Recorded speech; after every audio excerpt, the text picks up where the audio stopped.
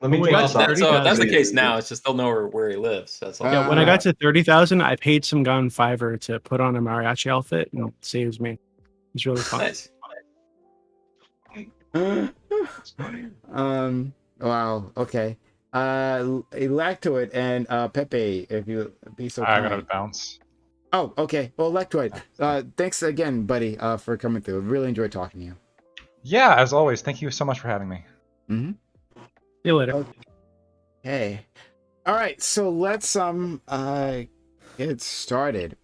First of all, thank you, my friend Brento, for stopping by. Love to have my buddy Brento here. I wish we could have him more often.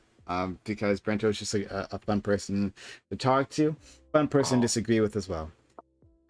Then we have our cool. Well, we're gonna have fun then. Absolutely. Okay. All right. Oh, okay. No, I don't know. Right. Just generally. All right. Well, why don't we go to Nick next? Nick, thanks for coming through. Nick's been in our panel for a little bit, bouncing around. Much appreciated. Nice to see you again. Thank you. Then we have nice to be back. Absolutely. Pepe, who again made a splash previously, is here, taking this channel by storm, right? Stormtrooper, maybe, I don't know. But let's go to right after that. Our friend Sprouticus, a true American. Look at him with that beautiful flag. There we go. All right, a true American hero, actually part of our military. So we do appreciate him. Thank you, Sprouticus. No problem. And then last, and more important for this particular panel, right? We have a friend, Doobie, Dark Lord and Savior. He's challenging me, and you know how that usually ends, right? Usually ends with my opponents in tears. Right, broken up, wondering how did it all end so badly for them, right? But I can't hold back, despite him being a friend. It's not happening, right? So, Doobie, what did you want to fight me on? I'd like you to explain why you're okay with preteen children being in a strip club environment with a bunch of drag queens shaking their asses and doing the splits while listening to music about sex. Okay. So I'm just changing the title. Give me 1 second. Yeah, so I am fine with sorry, just typing something. I am fine with what happened in Texas, right, in that particular case, and all the footage that I saw, right? So when this thing, the show that happened within that Texas, I guess the burlesque bar or something, the drag bar, happened, I actually hit up Doobie because I didn't know much about it, and Doobie was the one who first introduced me to the topic. And he sent me a bunch of videos, right? It's like, prepare to be outraged, right? And so I prepared to be outraged, and then he didn't send me anything, like literally nothing that was offensive, right? I would say that maybe it was, at most, I'll say maybe it was a bit risque. Maybe it could have been toned down a bit. I'll give you that much. But beyond that, right? Like, what? There was no nudity. There was just like kids dancing, literally just having a good time. You could see it on the faces of all the children. The environment, people seem to have a problem with the space itself. It's like, well, okay, it was like a drag bar, right? Well, okay, whatever. But at the time, they weren't doing anything particularly adult, right?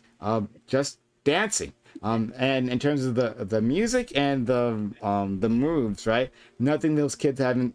Well, most of those kids haven't seen before, so no big deal. Wait, okay.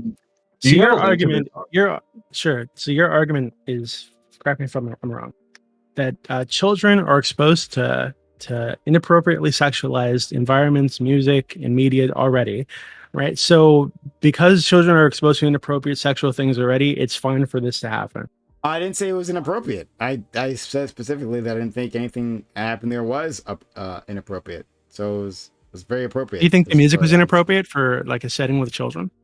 I actually don't remember the music. I don't remember what the music was. Could you? I'll get it for you. It's literally music about sex, right? About licking and touching and kissing and shit like that.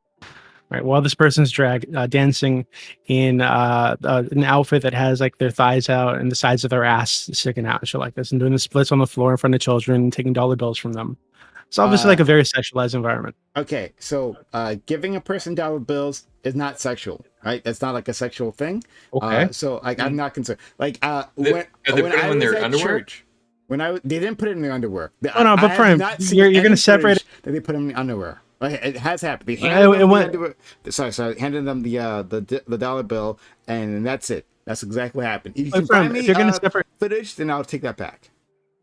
I feel like you're going to do a Canadian caller tried to do, right? Because I spoke to a Canadian caller, this dude on Twitch who's on the spectrum somewhere, okay? And what he was trying to do is saying, hey, each one of these individual things, it's totally separate from any of the context, is not inherently sexual. Is licking always sexual? No, not really. Are thighs always sexual? Are ass cheeks always sexual? No. Is a dollar bill sexual? Is lighting sexual? Is yada yada, like going down this fucking like line of things? No, with zero context whatsoever, all these things are not inherently sexual. But in this context specifically, it was sexualized, clearly. Right. So I don't know why we would say, hey, we hand dollar bills to people at church. So in this environment, in this context, there's no sexual undertones. I'm sorry. Does your dick get hard when you hand out dollar bills? Is that something that happens to you? Maybe it might. You have a lot of money. You might. Maybe this is a thing you do. Like I know you've been to. I know you've been to strip clubs before, right? Yeah, I know you've been in these kind of environments where men and women are dancing around provocatively and taking dollar bills from the crowd. And the kind of tone that these environments have, which you can see here with a big sign that says it's not going to lick itself while they're doing the splits in front of children. And the thing that makes my dick hard when I'm in a strip club, right, is not the dollar. In fact, I like to keep the dollar bills, if anything, right? No, it's the titties, right? It's the titties. The titties is it's the ass cheek, which are also exposed. Yeah. Okay, all right. But it's the naked people. That's what makes it fun. Not handing over money. For some people, actually, they might get off on that, but not me. I mean, whether or not you enjoy that's not the point, though, right? There's a sexual undertone or overtone. No, it's sexual. This is like saying the act of. In this context, there's a sexual undertone. You're just eliminating context, and you're focusing on giving dollar bills, and that's like not what we're talking about. No. But no, you brought it up, so I'm addressing it. You brought up the dollar bills, and I'm addressing it. You're not addressing that they were giving them to them for a performance like that. It was not put in their underwear. People kept saying that, right? Yet I kept asking. Yet no one's been able to provide me footage where they put their the dollar bills in their fucking underwear, right? So I'm waiting on that. Anytime now, right? Okay. Secondly, right, like you brought up the fact that they just handed it out. So I'm saying, hey, like handing out money ain't a big deal. Like you pay for a performance. So the kids are doing a performance, they pay for the performance, right? Like, hey, here, give just like, and this is why I'm relating the two, right? Just like the performance of like a preacher up on stage, right? Like performing like, whatever fucking miracles or some shit, right? A sermon. You give money over to them, you hand it out. My parents forcefully made me like put the money in like the bucket, right? Because I had to get the experience of dropping a dollar bill in the bucket. Like I gave a shit. Like what the fuck? Anyways, right? But it was say, hey, you pay for the performance. So that's what they did. Right, their parents handed them $1, and then they handed it to the performer. Yeah, right. Yeah, right. But it's the question then is what is the performance? And the act is that it was a performance of like a sexualized nature because it's drag. And people say drag isn't always sexual. Yeah, but it mostly is, and in the case that it is, then it is. Drag isn't always sexual. So sure, was this drag? Would you call it? With the way it's not going to lick itself and things like that, people are objecting to the sexual nature of it. Whether or not it always isn't even the question. A sign means nothing, right? Like it isn't going to look itself. How is it there? How does it mean nothing?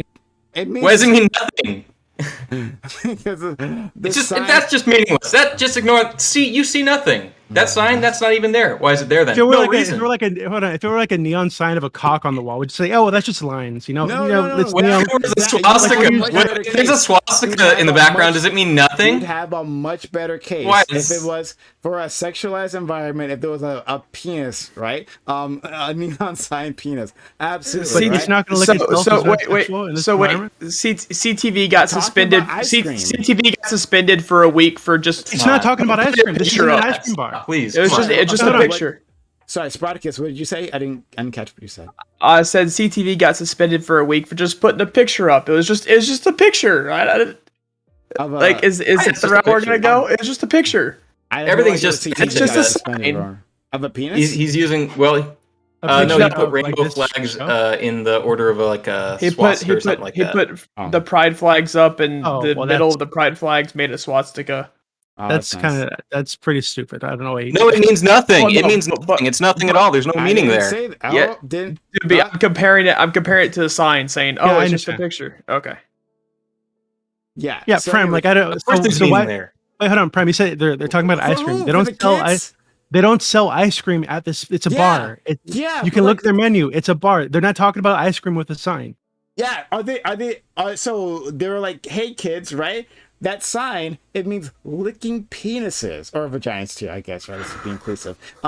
It means, hey, you're going to lick a penis. We're encouraging you to lick penises, right? Or there's just a sign that says, not going to lick itself, right? It's a phrase that exists. Oh, Where? Prime? You're literally. No, I mean, Outside- You're separating. No, I You're mean, separating this of a from all the sexual content. nature. exists in that space. I mean, sorry, I meant exists in that particular space. That's what I meant.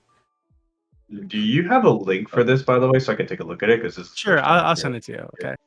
Yeah. This is. If you can. There are a few videos that are going around, but this is like the one that I'm referring to primarily.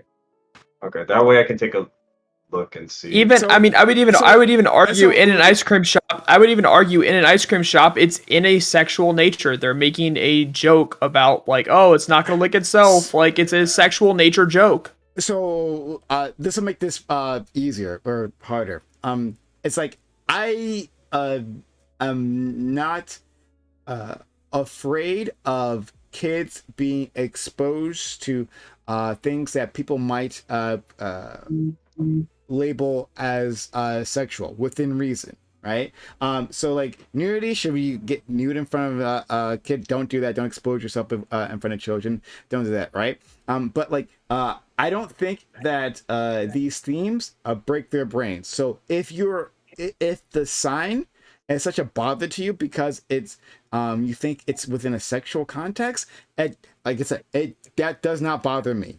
It doesn't bother me, even if you say that this was that just reading this sign, right? Reading this sign was gonna break these kids' brains. Like, oh my god, right? They saw it said it's not gonna lick itself. Mom, what do I have to lick? Can you tell me, Mom? I need to lick something. Apparently, there's a neon sign there that says that, and so I guess I'll be a deviant.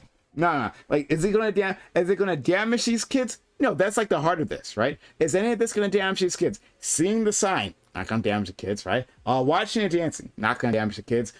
Handing out dollar bills, not gonna damage the kids, right? None of these things are actually gonna damage them. You just like you guys are getting caught up in your conservative social leanings and like getting freaked out. Oh no, something is going to happen. Something vaguely evil is going to happen to these kids. Not a fucking thing is going to happen to these kids. Okay, hold on. Let me ask you a Didn't question. might get it. It's just crazy. It's like, it's obviously what it is, and it's like, no, it isn't. No, it isn't. No, it isn't. It's like, it obviously fucking is. What are you talking about? So Like, Prime, there's something sexual there. Prime, would you be okay? I'm just trying to figure out where the line is, right? Okay. So, would you be okay with those children watching pornography? No, I just said like don't expose yourself to kids. So no, I wouldn't be.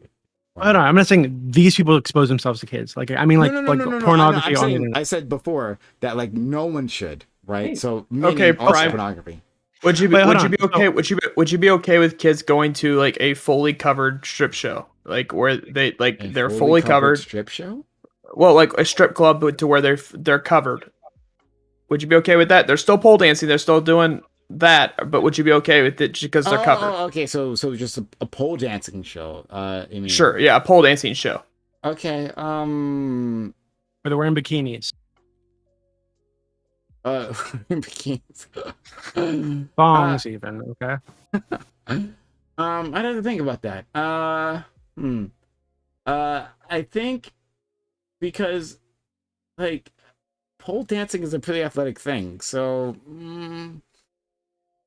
like would I So be? is sex, but Well, okay. Well, but would that be a problem with pole dancing? Like a fully clothed pole dancing? Hmm. I If guess they it were might, not getting naked, maybe it depends on exactly what you're trying to do, right? Like so, like I don't have a problem with the dancing that I saw there in the videos, right? I think if anything, your best case is that one person individual in the red. I think if anyone is being the most sexual, it will be that person. I think that'd be your best case. Everyone else was like super tame. So like so if there's a spectrum of dancing, right? Okay, so let me try to give you a solid answer. I could say that you could have a pole dancing performance that is not sexual in any way, right? You can do pole dancing tricks that aren't actually sexual. It's just you on a pole, right? Like What makes it sexual? you could do a flag fucking stand, right? You know what? You like a Yeah, but so what crosses the line into being sexual? So what would they have to do for it to be sexual? I don't know, I guess depend on the moves like they're I don't know like they would you have to show Like me sticking out their show me ass, something you know, and then I will pole decide if it's dancing sexual or to not, right? pole Show me dancing to your pole music dancing about sex. videos, send them send them to DM me, I don't want you to get all and then excited on this channel. Okay? I'll decide there and there whether I think it's sexual or not. But like I say that like the act in itself is not necessarily sexual. Yeah, but none of these So things yeah. are necessarily sexual, like inherently, right? But in this context, with all these acts put together in the same space, there is like a sexual undertone clearly. Like, what do you mean? And again, like one like that doesn't bother me, even if it Yeah, okay. So if isn't that's your the case. position, But also, I don't think that it was very sexual at all. It was just like dancing. okay. So if your position is just that, um, even if it were sexual, right, in some way, they're like sexual undertones or the sexualized performance, whatever. Even if you were to buy that, you're okay with it.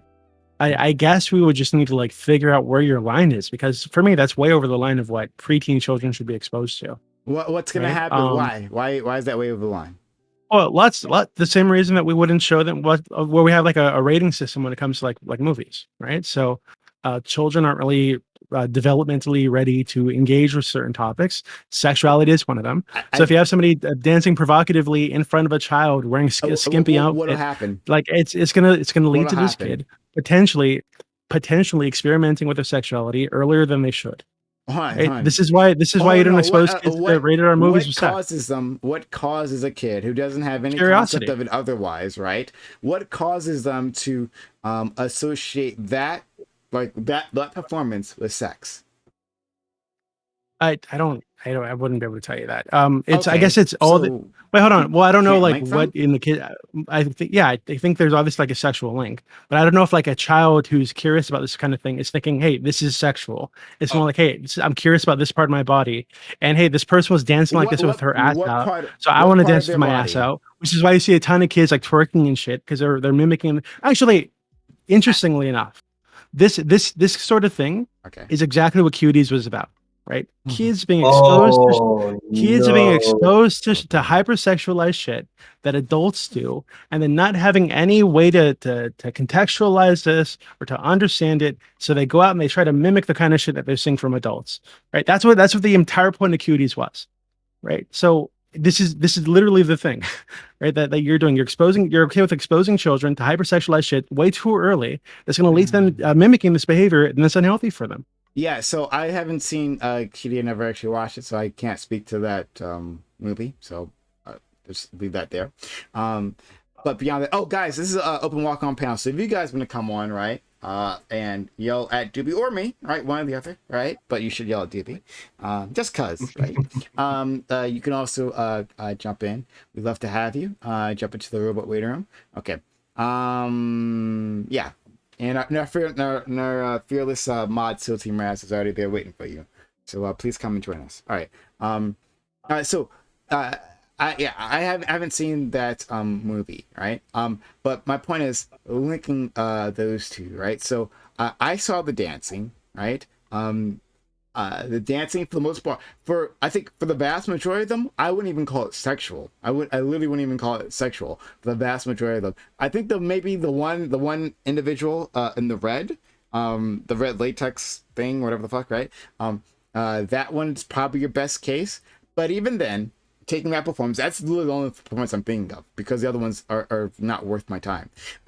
But considering that, you see a person gyrating, right? You see a person gyrating, and then that means you're going to experiment with sex. Is that your position? QB, sorry. QB? Yeah, if you're talking, we can't hear you, buddy. Okay. I don't think he's talking at all. Yeah. Well, we'll wait for Doobie to get back. Maybe something's happened. If anyone else wants to answer, that Sprouticus, Nick, or Brento. So I looked at the video because I had no idea what it was, and I mean, I'm going to play devil's advocate for both you and Doobie. So for Doobie's point, it does kind of make a little bit of sense. I think it should be a better environment that you should do drag events for kids, especially with the background music being very hypersexualized, and just like the overall setting of it. It can be mistaken for promoting sexuality, especially at a very young age, because kids are susceptible to a lot of different things, and we want to protect our kids from being exposed too early, because then it can mess up their development. It can, somehow either to being over hypersexualized at a young age, which can result in a lot of different, like, well, not the dancing. Like I thought the dancing was like whatever. Dancing. Yeah, like and that's where I agree with you at that point. Was for me, it's just like the dancing is whatever. Like it wasn't like sexual dancing or anything. Oh, this splits. It's like everybody does splits. If you go to gymnastics, they do splits. So for me, like I can see both points. I can see that there could be, a large influence of sexuality that gets, influence into children. But then it also makes sense. It's just common dancing. Like that's different. But I also do believe it could have been executed in terms of just environment a little bit better. Because kids, while they are very susceptible to like intaking a lot of different things at such a young age, a lot of the times they're phases. Like we always talk about like, emo phases, for example. When kids go through that type of phase, they have certain phases through high school, through middle school. So the idea of them getting it that early, sometimes it's just like, to me, from, just looking at it from the outside, going in, it's very difficult for a child to actually contain it that long, unless his or her parents are like forcing the child to intake that lifestyle. Then that's what the result would be. Okay.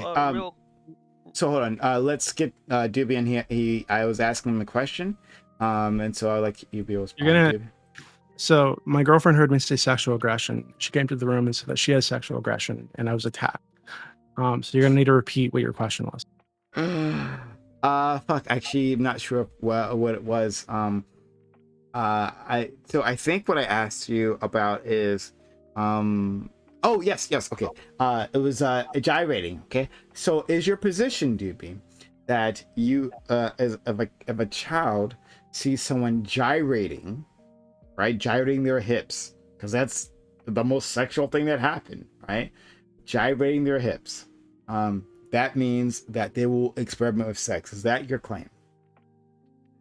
No, you're doing the thing again, right? So where we take a single aspect of this, separate it from all the surrounding context, and say, "Hey, is this one thing the problem?" But you said when you take it as a whole. Yeah. So, but it's not. That's not even just the only issue here, right? It's in context with everything else. Okay. Right? So the fact that they're dancing in a skimpy outfit when in front of a big ass audience, it's not gonna look itself to music about sex, right? Like this is all like this is very hypersexual environment here. I haven't heard. It's just everything in context. I haven't heard the music. I heard the music before, but I don't remember the music. So you're gonna have to remind me of that. Okay, so they gyrated, but not just anywhere, right? Oh no, they gyrated in drag bar, right? Okay. So they gyrated in drag bar, and then they gyrated in front of a sign that says it's not going to lick itself. Okay, all right. So I'm taking in that context. Okay, all right. But it's the focus is the gyration. That would be the main thing, while right? wearing a very skimpy outfit, by the way. Okay. Yeah, a very skimpy outfit. Oh, hold on. Sorry, I'm gotta get through doing the this. splits in front of kids. Yeah. Oh, they did the splits. This is splits. The big fake ass cheeks Can't out, forget the splits because kids don't do splits. That's the first time they ever saw splits. Kids don't ever engage in that. But okay, that's fine. So they were gyrating right in that space with a neon sign, right? And that is going to get them to engage in sex or something. Well, hold on. This is to Doobie. Excuse me, guys. I'm asking Doobie a question. Doobie, please. It's not that they're going to go out and try to like experiment right away with sex. You said they're going to start modeling their behavior after the behavior that they're seeing adults do, after behavior that they see adults celebrating, like their parents, they're celebrating this behavior in this drag bar, right? And they're going to model their behavior after that, which is what we see with children, which is what Cuties was all about, which is a great film, by the way, that you should watch, where children are exposed to hypersexual environments, hypersexual media, and then mimic and model their behavior around this thing that they're exposed to. They see adults celebrating. Right? So this is the issue, and this can absolutely lead to problems in their lives with surrounding sexuality. I don't care about Cuties. I haven't watched the movie. I'm not going to address Cuties. Okay, so you should. Moving on. I probably should actually take a look at it. But back to it, right? So in that space, right? So what might happen? Okay, is that they might also gyrate their hips. Is that the thing? No, not just gyrate their hips. They might want to put wear an outfit with their ass cheeks sticking out. Kids already right? want to wear big that boobies. Adults are going to do, and then gyrate their hips and dance like this provocatively kids, in front of adults and other children. Yes, that's a problem. Okay, sure, right. So, do you have any data to show that like provocative dancing leads to this? Dancing, have you ever seen activity? Because this is what this sounds like to me, right? This sounds like, oh no, we gotta protect our kids from that devil music, right? That Elvis is playing. Look at the way he uses his hips, right? It's indecent. What will that do to the minds of our young children? Like, this is all the same talking points, right? That they used from back then, like just transport into the future. Oh, but no, it's different because it was a drag bar, and then there was a sign back there. Oh's nose. Do you think anything adults do are off limits for young? I've already said that. I'm sorry, you're late to the. I literally said that. Hey, sorry, apologies. I just joined. Apologies. Don't get naked. If I may, I don't necessarily think the problem is that the kids will just mimic these practices in general. I don't think the mimicry or even engaging in sexual content is necessarily the issue. The problem is engaging in this inappropriately in a way that they don't fully understand with the social context of the world. Like, they might go to these pole dancing places and then fucking start doing this in public because they don't know that it's not socially acceptable, and they might end up harming themselves and harming their reputation because they're not really guided in a mature manner. And that's sort of the problem with sort of exposing these people to content in a bad setting.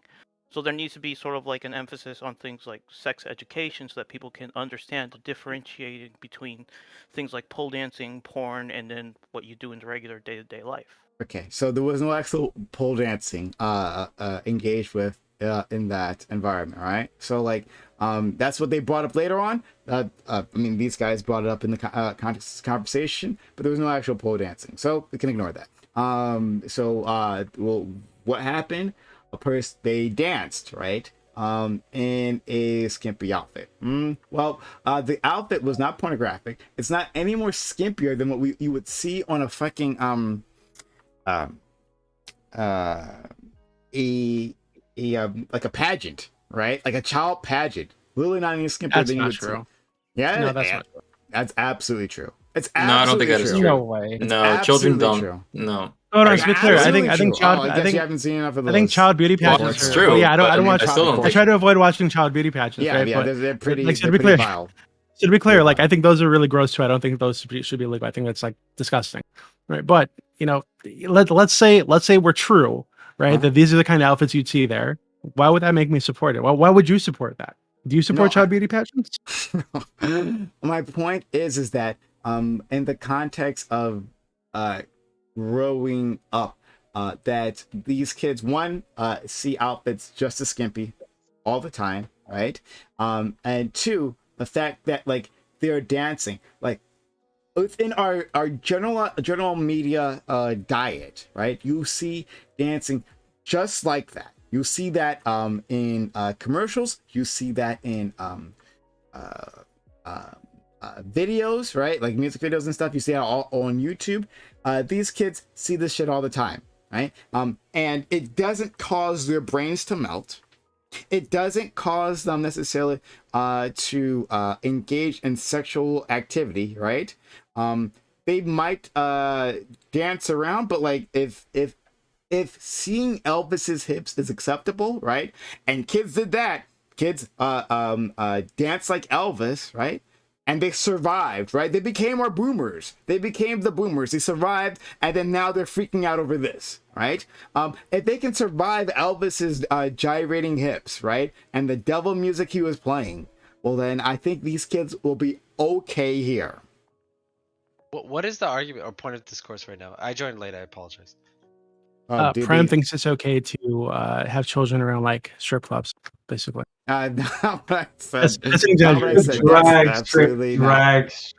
No. Hey, don't put words in my mouth. Yeah, I'm actually serious, Prime. So what I said is that specifically what happened in Texas in that drag burlesque thing, right? I don't know what it's called. So I don't know what it's called. But that drag your kid to Pride. That's what it was. Drag your kid to Bride. And that event that I had seen the videos of, nothing wrong happened. How many of you guys have been to Pride? And I'm not saying this in the sense of I don't assume you haven't been to. I just mean like, have you been going for more than a decade, and have you seen transitions? It's relevant to the conversation. I don't mean to that to attack you. I'm just wondering like why it's relevant. To the context of whether or not bringing a child to Pride, I used to go to Pride frequently in the 2000s. I haven't been for about a decade, so I don't know how much it's changed since then. But back in the time I went in the 2004, 2012 range, it was totally inappropriate to bring any child to a Pride parade in Toronto. It was extremely pornographic and sexual, and it was just there's prolific nudity, not in a fashion that was like rude. It was exhibitionist, but I wouldn't say it was like intentionally to like be debauchery. But like for a child, I don't know how much they could process it, so I wouldn't think it appropriate at the time. But in the last decade, it may have changed, and that's why I'm asking about the time. Okay, yeah, I don't know. Wow, I'm so Prime. Would you be okay with like children that age? And these all look like preteens, right? Look like pretty young kids. Would you be okay with them like twerking or doing like the WAP dance where they have like their legs spread and they're mimicking jerking someone off on the floor? Like would you be okay with them mimicking that kind of behavior? I'm thinking. Hold on, but that'll be a separate conversation. I will answer that question, but I think that's a separate conversation because what we're talking about specifically is what happened in the context of this event, right? Was this event a bad thing that their parents took their kids to, right? Yeah, so I'll leave it there. And within that context, I don't think it's a problem of the things that happened there, the things that you've shown me videos. Would you say that it's irresponsible for them, knowing that they're throwing a quote unquote family friendly event, that they're encouraging parents to take their children to leave up the sign that says it's not going to lick itself, to have their performers dancing around, with their ass cheeks out and doing the splits, to have the music be sexual in nature? Do you think all those things are irresponsible, given that they knew children would show up here and they're encouraging people to bring their kids?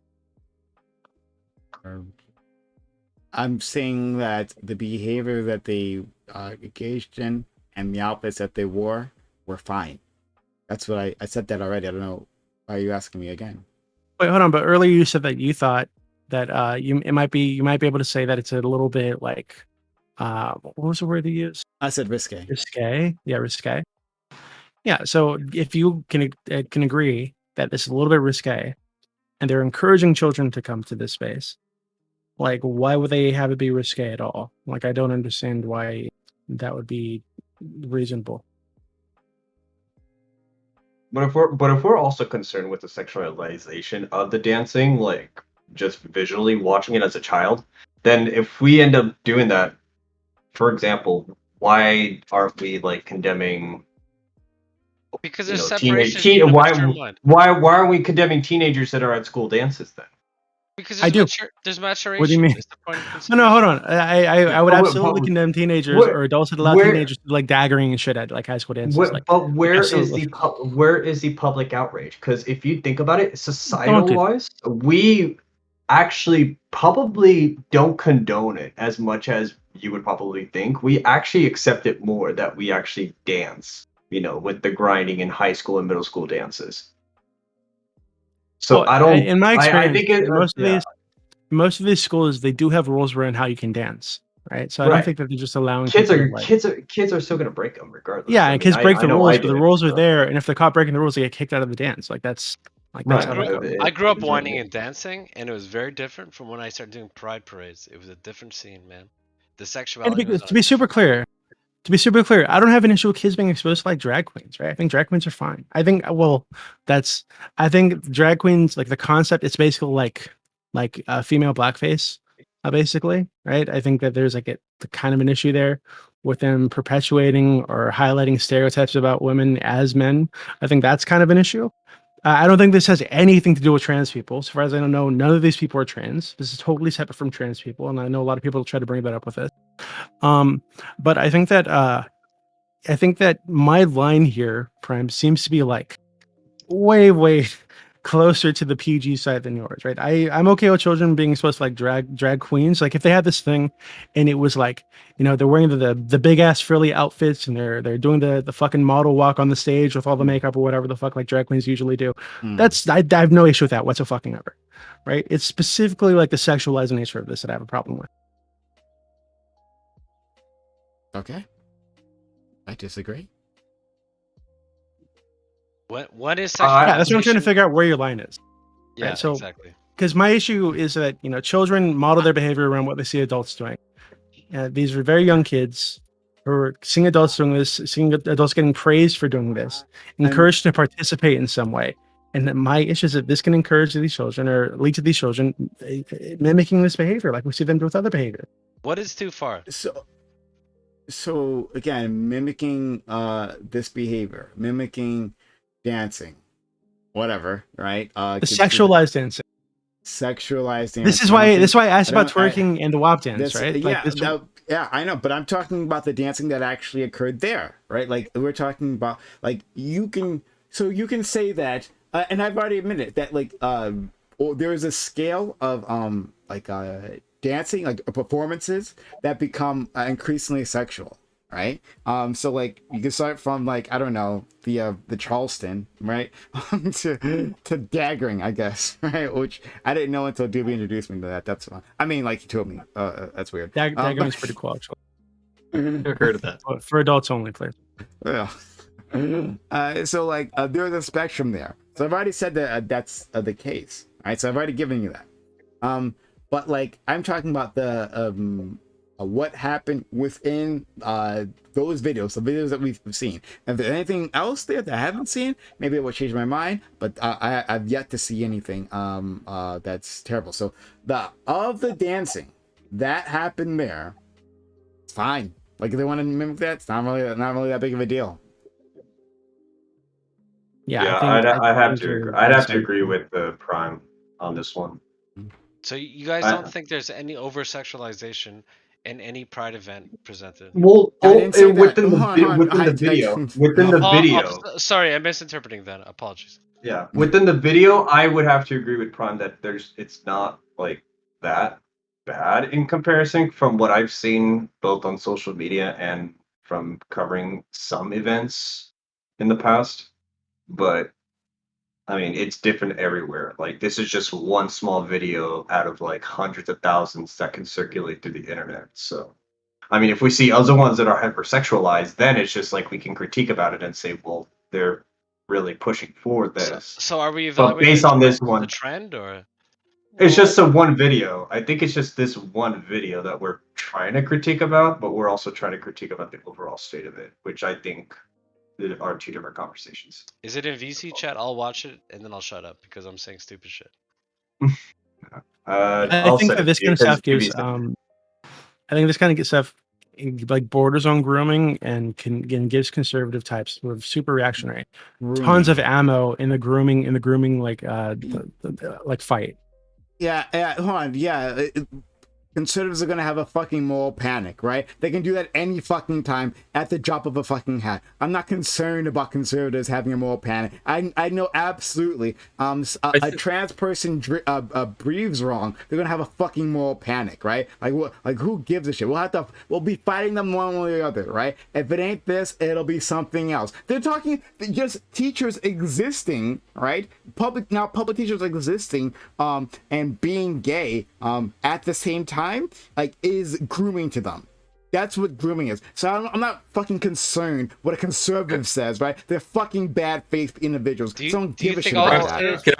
But here's the problem though. On this specifically, it's not bad faith because it's true.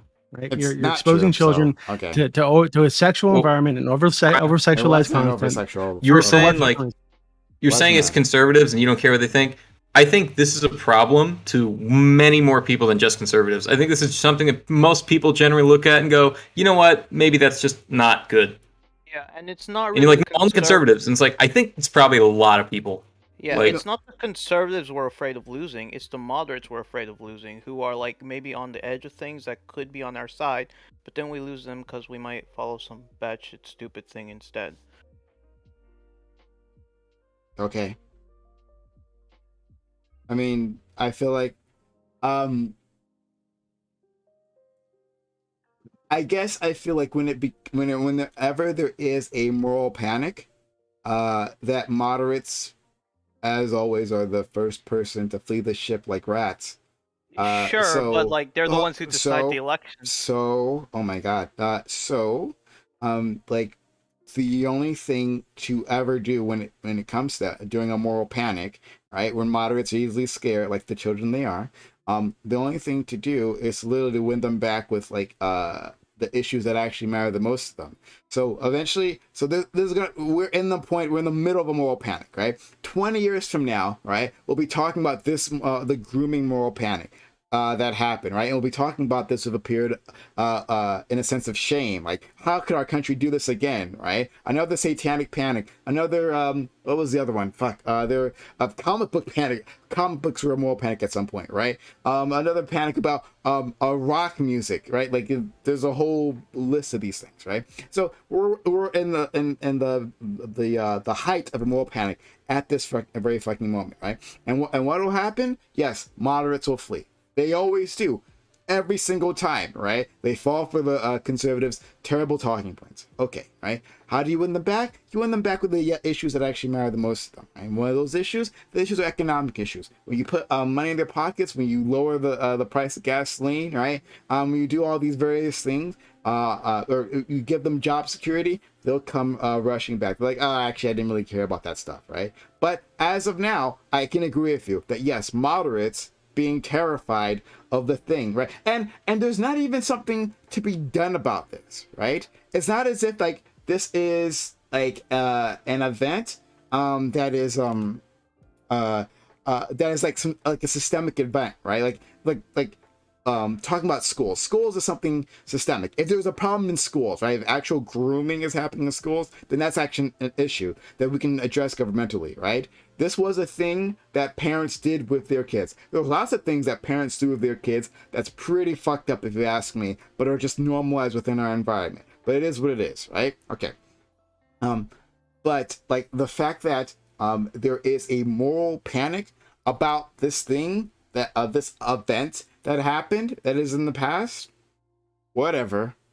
Like I can't be concerned about like chasing moderates and worry about their feelings all the goddamn time. We'll have to win them back with actual policy, like we do every fucking time. I'm done. Watching this video, it's not as severe as I thought it would be, but I can understand how people might want their children to be present in this scenario, because a developing mind is going to look at this as normalized, and we could argue and say, well, why shouldn't this be normalized? What's wrong with it? Okay, I get that, but when we really present this in front of our kids, it gives them an idea of like this is an area of pursuit, and so, whether you're liberal, conservative, or moderate, there's going to be people along the way that are going to be upset with that video. Now, it's going to be mostly on the conservative side. I'm not arguing that by any means whatsoever. It's just that there is a genuine. I think there's a huge response across the whole spectrum, across all the partisanships, wherever they are, that I don't want my kids to see something I only comprehend as a kink. And it could be the parents misunderstanding that like it's only defined as a kink. It could be as balanced as like tennis or like ballet or whatever. It surely could. But when you associate but drag is not a kink, right? Drag? Sorry? Drag is not a kink. Drag is a kink. Drag is not sometimes. a kink. Not always. It's a kink. It's not a kink. I consider it kink. It's not great, but it's not a kink. Wait, is cross-dressing a kink?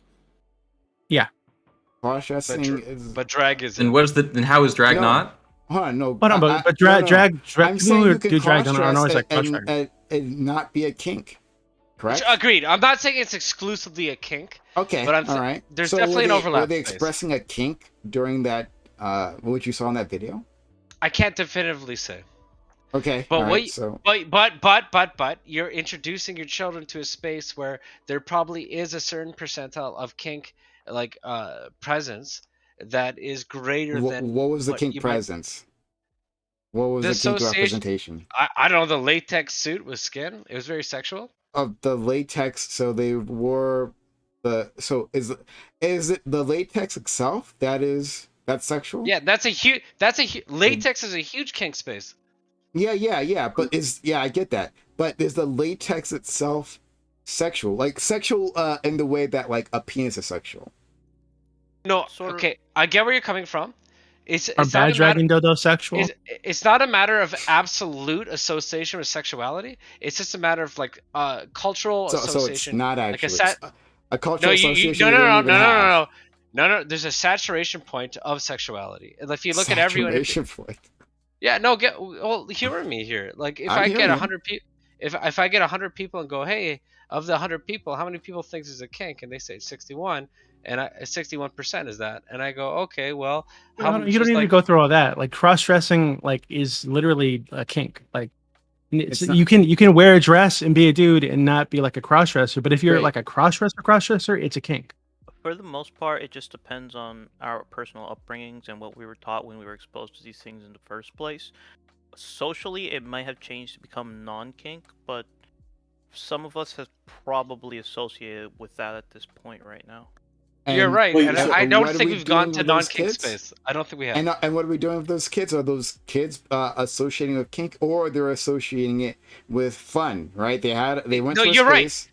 You're absolutely right. They're not associated with sexuality. It's a new space they're not familiar with, so they look at it in a very innocent fashion. But as they interact with people that partake in that space, they're more likely to reach into this new diverse kink space because there's so many more people saturating that fucking environment. That's my argument. Yeah, I feel like you're making an exception because these were men in drag. Because if I take this exact same scenario and these were strippers and we had kids giving strippers dollar bills walking up and down if they did the exact same actions naked? they danced. No, I'm talking they were wearing the exact same outfits that they were wearing here. They were doing the exact same dances. No, I wouldn't. I don't think. No, I wouldn't. I think people would. The entire time as I was thinking of this, I'm running through, right? Like kids in my neighborhood. I'm thinking of kids in my neighborhood and the actions I see them engage in, right? I'm looking at the media. I'm thinking of the media that they take in, right? And like I'm wondering, okay, so they are doing dances that I wasn't as a child, right? There are media that is actually more sexualized than what I was watching as a child, and it features cis women. But so you'll be fine with kids putting dollar bills? Hold on. But like this does not break their brains. Nothing that they're doing, like I don't see the harm that is happening there, right? Now, so going back to your question, talking about a stripper. If a stripper, right, by that you mean a cis woman, right? A cis woman was wearing the same outfits, in the same space, taking the same actions, right? It's just that they got a vagina down there. Then then it's the same thing. Why would it make a difference if they were cis women rather than gender queer men?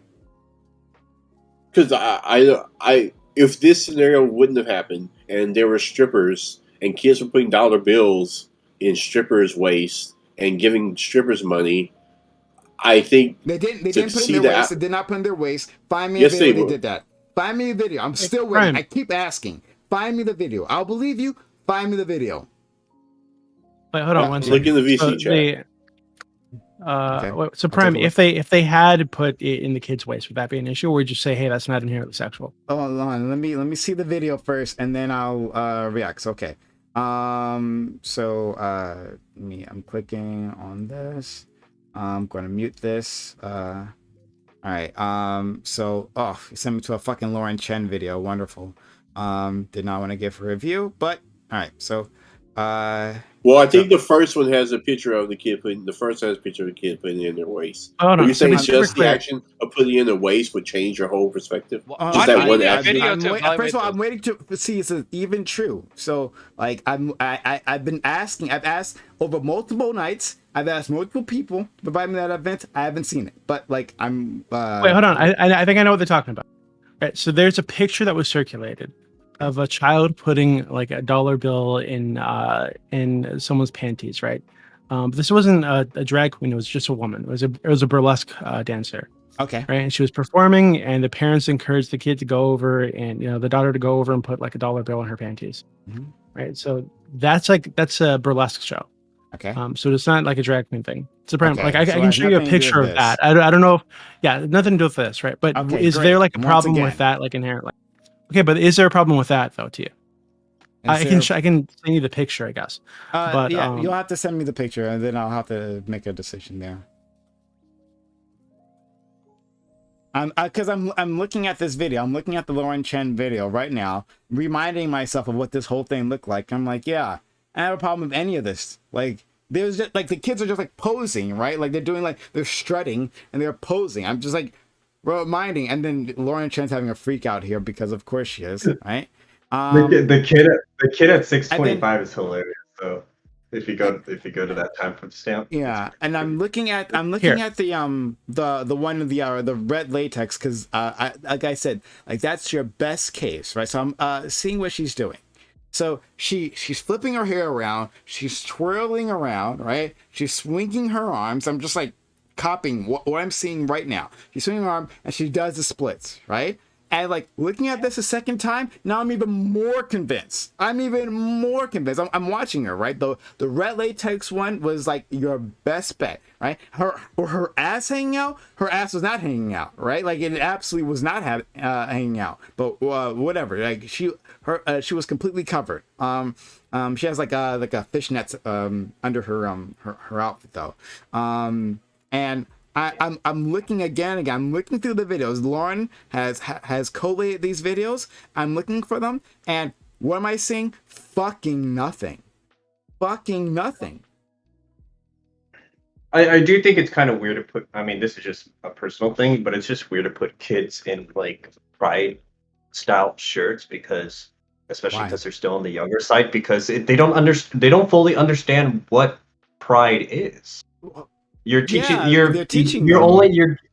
But from from a perspective that is theirs and not just like a middle ground perspective is a difference. That's just my personal thing. We're gonna examine your perspective. What's your middle ground? What's the middle ground perspective? So you have to teach the whole history of it, because what happens is that if you're pushing kids to like follow a lifestyle, you don't give them an opportunity to actually follow learn a lifestyle. That's what putting on a pride shirt means to you. That's what that's part of it, in my opinion. I mean, it's just weird for me. Your opinion is wrong. That's why it's an opinion, because if I said it was a fact, and you have a wrong opinion, I'm explaining that to you.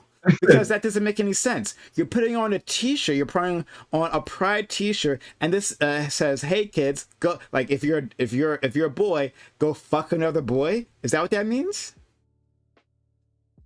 Because you put on a rainbow-colored T-shirt. No, that's not what that means. Okay, great, exactly, great. So that's nonsense then, right? All right, so let's go deeper. No. So when it comes to like saying, "Hey, we're talking about Pride Month," hey, little Jimmy, right? Little Jimmy, you're going up now. Well, let's talk about Pride. You'll see that some of your friends, right? Some of your friends have two dads, right, or two moms, and like that's okay. They have the same kind of love that you, that like myself and your mother share, little Jimmy, right? And on a certain month, they celebrate that. They celebrate the fact that hey, that this is an okay thing. That's that if you want to be that way, if that's how you feel, right? That's perfectly okay, right? So there's gonna be a bunch of parties, right? A bunch of celebrations about this because we want to make them all feel welcome. Does that mean? Does that mean they're gonna fuck their schoolmates now? Their same-sex schoolmates now? No. Okay, great. So that was all nonsense. Dude. Thank you. Yeah, Prem. If you look at VC chat, right, that's the one with them, the little girl putting the money in the panties. Okay, I'll take a look. Right. So is that an issue to you?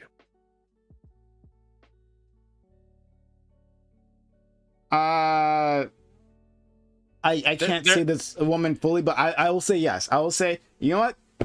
Too far. This woman is practically naked, and she's like stuffing it like into her panties.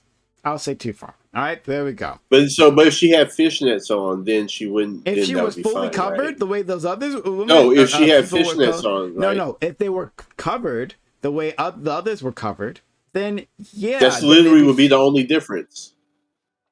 If compared to the woman in the red, they weren't. No, I'm saying I saw the woman. I saw the individual in the red, and so we have another person pulling them in. I saw them in the red. They're not naked, not like this woman. Like, are you looking at the same picture? This person is not naked. Don't try to gaslight me. I literally just saw the video that you just sent me, right there. Yeah. So, like I said, if this person was wearing fishnets, which is the only difference between it's them, not the only difference. Once again, yes, you're lying. You're lying. Look at the person. Look at the person in red. Just look at the fucking video. Guys, stop. What? Don't tell us to stop. The fuck? Look at the fucking video. No, you literally the lady in red. You said her ass isn't out. She's wearing fishnets.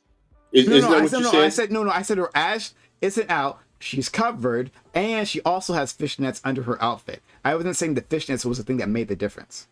What's the She timestamp? just had fishnets under the outfit. I don't know. You can just search that. It's like not a very long video. Yeah. Oh, are we talking about towards the end of the 726?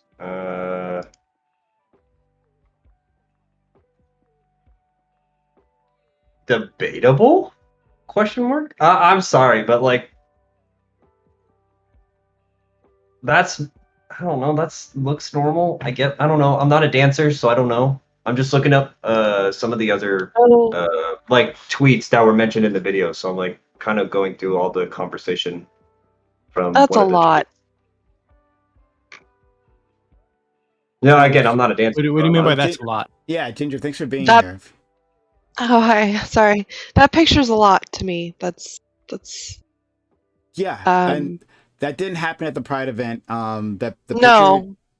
Oh, sorry. You're talking about which one are you talking about? Which picture? Oh yeah, the picture with the dollar bills and the Okay, and the yeah. underwear. So that didn't happen at the Yes, Pride maybe. event. This is a separate event. Right. People keep saying this happened at that No, Pride I event, just right? And they were wrong. Yeah. I'm just giving you context in case you didn't know. no, it makes sense. Yeah. So okay. Wait, so Prime, like, what's the? I'm like super curious about this. So, like, what's the issue with that picture, right? So, like, that could be like a bathing suit or like a swimsuit, right? So, like, the outfit itself isn't like more sexual than a child might see if they went to the beach, right? So, like, what about that specifically is over the line for you? That's a good point. Is it like is putting the dollar bills on the panties that's over the line? Well, you said earlier that hey, at church you had to give people dollar bills. I never put dollar bills in the panties. Yeah, so is it that specifically? I think like is it always like sexual to hook something onto someone's panties? Mostly. And the child might not even have that context. The child might not even have that context for what that even means. You're right, maybe it's not a big deal. I think maybe you've convinced me. Okay, sure. Yeah, so like these kids that are going to Pride and like in other events, not this one, right, and having like dildos waving in their faces and shit like this, they don't know what those things are, what they're for. So like they don't understand the context. So, like, what's the issue with it, right? Okay. Once again, you're trying to move the goalpost here, so I'm focused. I'm just trying to understand on this one. I'm focused specifically on this event, right? And like as I said, as I've already admitted, that there is a spectrum to these things, right? Just like I would say that at some point, like if you're strip dancing, hey, that's too far, right? At some point, like all this is going to be too far, right? Like so eventually you're going to hit a level, right? Yeah. So yeah, you're showing me this picture of this lady. I'm like, okay, all right. Well, I'll say sure, that's a bit weird. And yeah, too far. I'm looking at this picture. I'm sorry. I'm just like actually it's checking around. I saw this. Okay, shut up. It's just I'm not that interested. But yeah, like that's a little bit weird. So I'll give you that much. But once again, the party itself, you've yet to prove that this thing was over the line. I think the issue is just that we have different lines, right? So my line is way before you get to it's not going to lick itself and the sexual dancing and the dollar bill. Like it's way before that, right? Your line seems to be like not before that, but before the the putting dollars directly in the panties thing. So I'm trying to figure out like where your line is. I think that I think that these aren't. It's not something that's easily defined. That at some point you kind of cross into it. It's like the whole thing about porn, right? It's like I know it when I see it, right? So I took a look at that. I'm like, all right, I'll go so far as to say, hey, maybe you shouldn't have put dollar bills on this person who is mostly naked, right? I'll give you that much. Would have been if she had been fully clothed and then like let's say like had like a belt, right, and put a dollar bill within the belt, would that have been over the line? Probably not actually, right? It's still kind of actually a little bit. Like, come on, you don't want kids putting money inside adult clothing. That's yeah. that's weird. Maybe not. Yeah, I could be convinced about that. So yeah. We got a few people here. Obi. Yeah, my man. Yeah. What? Yeah. So like, Prime, earlier you were describing like the pride. You said if you sit down with a kid and you just had a conversation about what it means to be gay pride and all that. But when I see like the videos I've seen about gay pride, the articles, the posts I've seen, there's this huge tie of pride to sex. Like there's this like direct connection that is made. Like I'm just googling it. Like I see like queer liberation is sex worker liberation. Like sex workers unite, and all these things are at the gay pride parade. So it's not just sitting a kid down and saying this is what it means to be gay. They're getting all this other stuff also that is being directly tied to. You've moved the goalpost. Wait, right? What? specifically what I was talking about is like teaching your kid about pride, and then someone said talk about like wearing a pride t-shirt. Okay, so that's what specifically I was addressing. It could be the case that a pride parade is too sexual, that you could have that. Like I've seen like the scantily clad, heavily oiled men too. Okay, right? I think you can make a good case that for kids that young, maybe that might be a bit too much. Okay, all right. So I can can do that. But like no, and I can also admit that pride is often times tied to sex. But like just like how learning about our revolutionary past and our founding fathers is tied to brutal violence and rape, right? Like just like that's the case, but still somehow we managed to teach. No.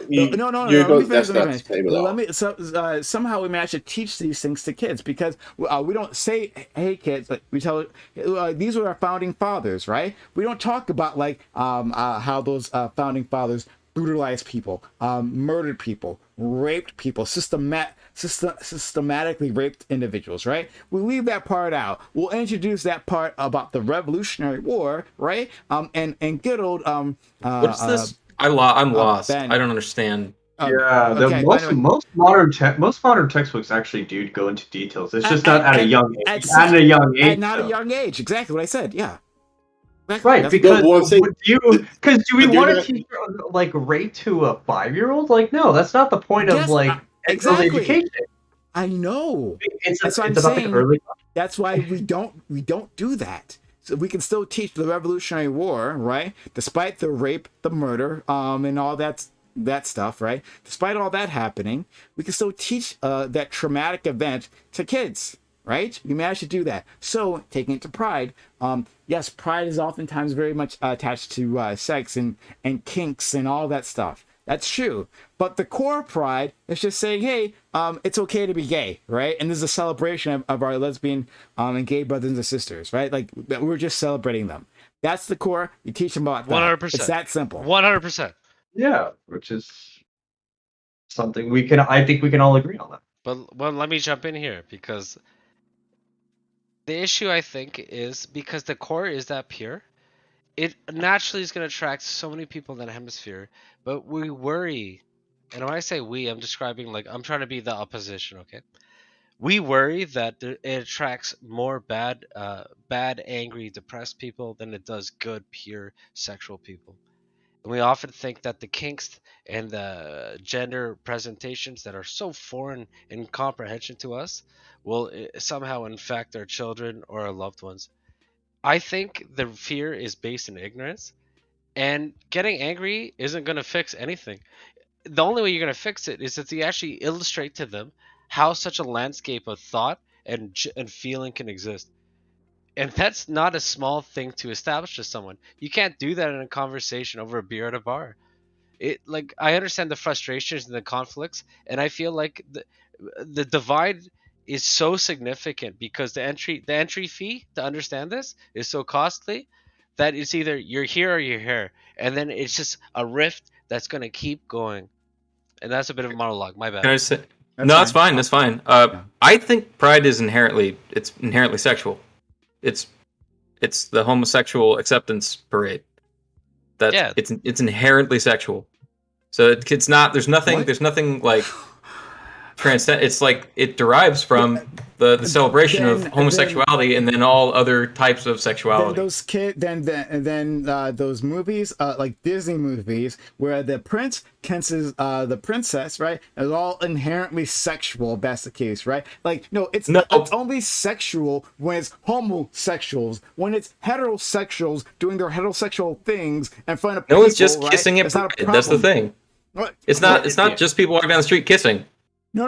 You're mixing multiple things here, right? Like, I've already said that there could be adult spaces, right, in terms of like the pride parade. But talking about pride in itself, which is what you brought up originally, right?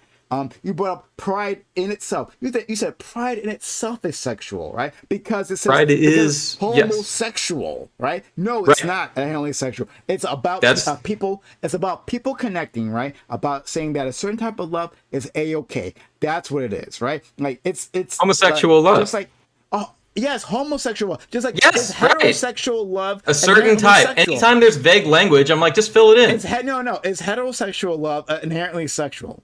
Heterosexual love, inherently sexual. In what context? Yeah, I guess. I don't know. I think if you're defining it as heterosexual between a man and a woman. Yeah. I mean, not all love. I guess you're gonna talk about different types of love. Oh, okay. No, but I still am right. It is based on sex. No, yes, it's not based. You can on love sex. each other. You can be homosexual and love people, and you can celebrate that. But it's people that love each other. But even then, all right, yes, fine. because they're homosexual. Fine. Even I'll even. That's it's just like that's it. It's weird that it's just weird to pretend that it's not about it. It's weird to be like we accept it, and that's not what it is. I don't know. It just seems like it's literally not about sex. It's not about gay sex. Not about that at all, right? It's talking about hey, it's okay. These two people love each other, right? Just like a wedding isn't about sex. It's about it's not. There's nothing to be proud of because it means nothing because it's what everyone has. So what's celebrated? Oh my God! What is being celebrated if it's the thing that applies to everyone? Gay love. Gay love. Hold on. I want it's just love. There's gay love, right? Yeah, bro. It's just cool. Yeah, I know. Cool. Yes. But the only thing that makes it gay is the sexuality. Let's go. The sexuality. We'll start with Kobe. Let's gay love Kobe. Yeah. What's gay love? What is it? Okay. How about Kobe? This? Don't hurt me. Can we? I don't want to hurt anybody. I want to love everybody. No, can we agree that they're just like in general, regardless of if it's heterosexual or homosexual, there's a difference between something being romantic and something being sexual? Can we start there? Yeah. Brento, you agree there that a wedding is romantic, not sexual? Yeah, I guess I don't really see like romance. No, I don't see. I think like you could. I don't see romance as a wedding isn't sex. sexual. It's romantic. A wedding is romantic. Fairy tale. I think it's. Okay, how about this? Would you agree that a lot of people agree with me? That's bruh. I've never heard anyone. Well, I guess traditionally sexual, depending on how traditional we want to get. I guess it's because you like a wedding is like you are going to like start a family with this person. That's what it's been for like. Well, no, I mean it's more than that. Thousands of years, and it's like we don't really do that anymore. And it's like we get divorced a lot too. Sexual, it's more love. Yeah, not necessarily part of romance. Okay, part of the idea is that it's two people that are going to intertwine their lives together. They love each other. They want to grow together. They want to grow old together, enrich and poor. It's actually a lot more than just you are my supple womb and I shall put my seed inside of you. It's a little bit more. Of course, it is. Yeah. So exactly. I don't know if that's entirely divorced from it. Like I'm not sure if that's completely absent. So you're like it's not. It's like it might be. Okay. This is that. The groundwork I wanted to kind of get is I think that perhaps maybe the disagreement here is that there's a difference between homosexuality and something being homosexual in nature, like a homosexual movie, versus like for example, there's that vampire movie, Vampire Lestat, whatever. It's a very homoerotic movie. Versus something that's homo-romantic, right? Which, for example, there are multiple Disney shows in which there'll be a character that has parents, and the character happens to be, the parents are two men, and they'll like have a date, or they'll hug, and all the audience will go, "Aww." That's romantic. It happens to be homo-romantic because it's a dude and a dude, but it is romantic. I'm sure we'd all agree here that when the Disney show has the parents fight, but at the end of the Disney show they make up, and the parents happen to be two men. It's not inherently sexual. Wait, is romance by default it's supposed to only be exclusively be between a woman and a man? Like I'm making the difference right here. I'm saying that like when two people are like wanting to like share their lives together, or being sharing a deep moment of emotional intimacy, I would compare that as romantic. And obviously we would just say hetero-romantic. We're talking about a man and woman, or homo-romantic. Why are we adding the deviations when we already have an all-enveloping term, Brother, I would love to. But the problem is we live in a cis heteronormative society that has been very heavily made these differences. So we kind of have, in a way, there's a usefulness to talk about these things. I would agree in general. I'm a bit older. When I look at the world. Kobe, can I ask you? Yeah. When people say cis heteronormative society, is there any society that is not cis heteronormative? Because you need to have kids to have a society. So it's so weird when people say that. It's like a food normative society. Bro, like, yeah.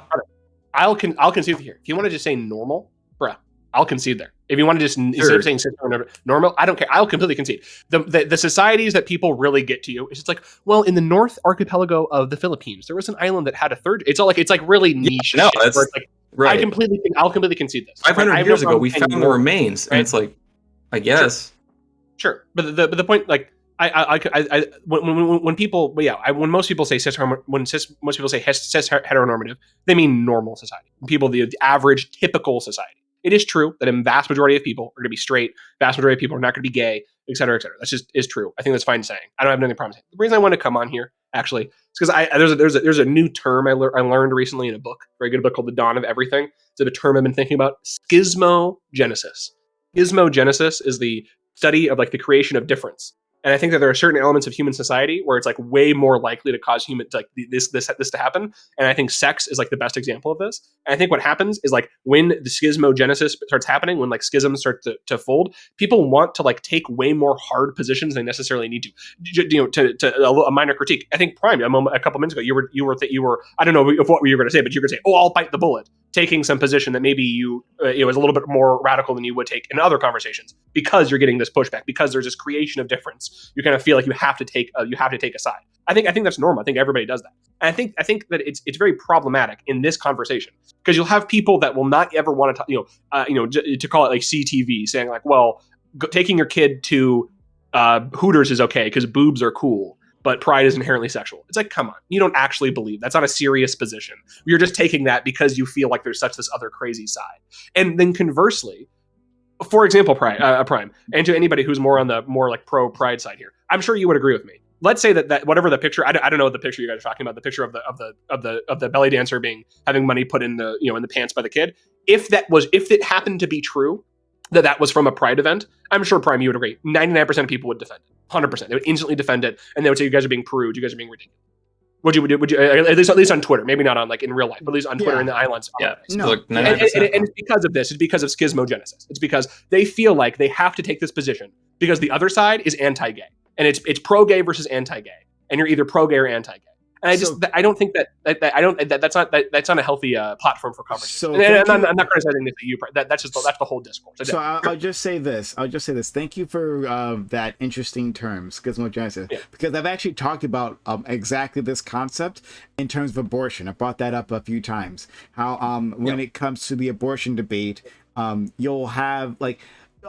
You'll say that like people say that abortion isn't more like our children like the embryo like aren't human, right? Like when killing, like this embryo will grow to be human, right? Like by all terms, like this is a human being, right? But we say that because the other side is attacking us and calling like women who get an abortion murderers, right? So to protect against them, it will take the hard stance. Oh, they're not even human, right? The embryo's not even human, but that doesn't even make any sense, right? So, but like it's a purely political stance. So I think that's very interesting that you bring that up. The last thing I want to say is I actually kind of this is like a theory that I've kind of been working on more so. I kind of think that there's a truth to the idea that Pride Parade is kind of a little bit sort of both an event for like gay people and also like a sexual liberation event. I was watching a video that a right-wing conservative did where he did like the walk around Pride and ask people questions. It was actually kind of funny because he wasn't doing like the debate thing. He was just going up and asking people like, actually that one of the questions he asked was, how do we make Pride more gay? And he asked that to somebody and they were very confused. I thought that was just very funny. But like that's a funny question, actually. But yeah, it's a very funny question. But the thing is, about half of the people that were there were people that obviously I'm being a little presumptuous here, but at least presented as cis women. It was cis women that were dressed in very scantily clad stuff and they were out there having fun. No problem with that. It's wonderful. A lot of people enjoy that. They're having a fun time. I love America. It's wonderful. But like, let's be honest with ourselves. Queerness is a very, very broad category that encompasses everything from people that are asexual, that want nothing to do with this sexuality, that would be incredibly offended if they, if they were associated with overt sexuality, to people that are just, sluts or whatever, not to use the bad term. I love sluts, but slutty people, whatever. Right. And I think that that's something that's like, we were talking about this at work where somebody, one of my coworkers said like, not everybody is a rainbow. Not everybody loves rainbows. And that's 100% true. One of the people at the Pride event was dressed like a vampire. It's kind of funny that those are like the two symbols of like the gay community, at least in my mind, are like vampires and rainbows. And it's like the two opposites. I think that, I don't know, that's something I do want to feel. It's like, I personally, as a gay man, I don't really feel very comfortable at Pride because I'm not a very overtly, openly sexual person. And people are very, very, very open there and very, very forward there in a way that I'm not comfortable with. But I also understand that I think the sexual liberation is good. I don't want to go back to a world where women and people are restricted. I think it's good that we have this thing. But I also, I am somewhat sympathetic to at least where Brento is coming from, where he sees this other element, this more sexually liberation element, and no one else wants to say. No one else wants to admit the elephant's in the room. The elephant's in the room, but maybe we can talk about the elephant deserves to be in the room. That was beautiful. And where you ended off, I am totally with you. I feel like we do have to increase awareness of new sexualities. But I do think the counterculture to that is completely deny it. But in reality, it's like, where's the max adoption rate? Can we find an adoption rate of how we're gonna like ingest this information into our youth over the X amount of times, and how the first 1 year of it, how that's gonna inflict the education we should do in the second year, the third year. What's our 20-year model? Like, I don't like this idea. It's like, let's just throw it all at the wall and see what works. I want to look at this properly and say, maybe there is an issue if we go at this too hard without investigating it. I don't want drastic change just because I'm not smart enough to evaluate how drastic change will work. You know what I mean? I'm apprehensive as a result. So actually, somebody on like the hippie dippy the other night actually said a really good two farm marker. He said that he thinks it might be a good idea if all children are put on puberty blockers so that they can all decide their gender later on. I think that's a bit ridiculous. That's a good example that if society got to that point, I'm pulling up. Absolutely. Well, it's completely reversible, right? So it wouldn't harm any kids, right? Chloe, damn, that's right. I forgot. That's right. You turned that. I just think to say that Pride was inherently sexual is dishonest, because I don't feel like it was naturally set out to be that way. Just like feminism changed over years, so has Pride. They have gotten more ambitious and more freedom to do what they want, and they take that in serious stride. They're right. It can be very overtly sexual while you're there, but to say it's inherently sexual, I feel is dishonest. Well, it may not have started out that way, but I think that's where it is now. Well, that's what inherently means, that it started out that way. No, not necessarily. Yes, it does. No, inherently could be your evaluation of the movement now. It doesn't have to be tied to. No, that's not what that means. That's not what that means, sir. No, it's not. Prime? Instead of inherent, I think most people would probably agree like hyper. I guess hypersexual at the very minimum. Agree with that too. Hypersexual. I guess I would say that a level of sexuality anywhere else unless you go to like Mardi Gras or like a strip club, like a something like that. I don't know. Well, maybe, but okay. So like Mardi Gras is a perfect example. I don't know how Mardi Gras started out. But if I looked at Mardi Gras today, I would say it's inherently sexual by the actions that they take. That doesn't have to be based off of how it started out. Like, there's two different ways to look at it. Well, we're trying to evaluate how sexual each of these things are and how to compare them against each other. I don't think any one of us really has a good fucking experience. Okay, to be honest. Can I just say, I think it's inherently sexual because the only difference between homosexual and heterosexual sex is who you have sex with. So if there's going to be a parade or a month that celebrates it, I don't see how it couldn't just be centered on that. Otherwise, what if it's just love? It's just love, and love is love, and that's great. But what's the difference? A lot of people get hung up on that. Well, no, the parade is for the oppression they feel, like the abject reality of society that they're not accepted. Yeah, they're outcasts. Like it's kind of like a throw it in your face so you accept it a bit quicker than you would normally. But why are they outcasts? What is the one thing that defines them different that people persecute them for? Well, in some cultures, their sexuality. Well, yeah, that's my point. In some cultures, that's my point. I know. It actually is my point.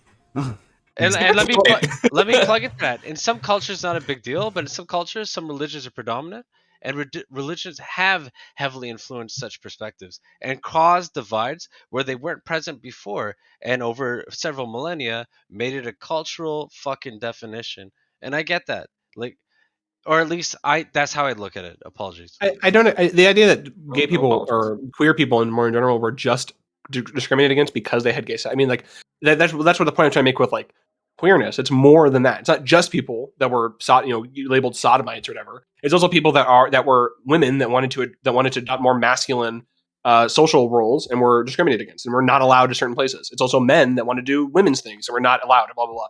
That's the larger group that I think that's the pride. That's where I have my pride. I don't have pride in who I have sex with.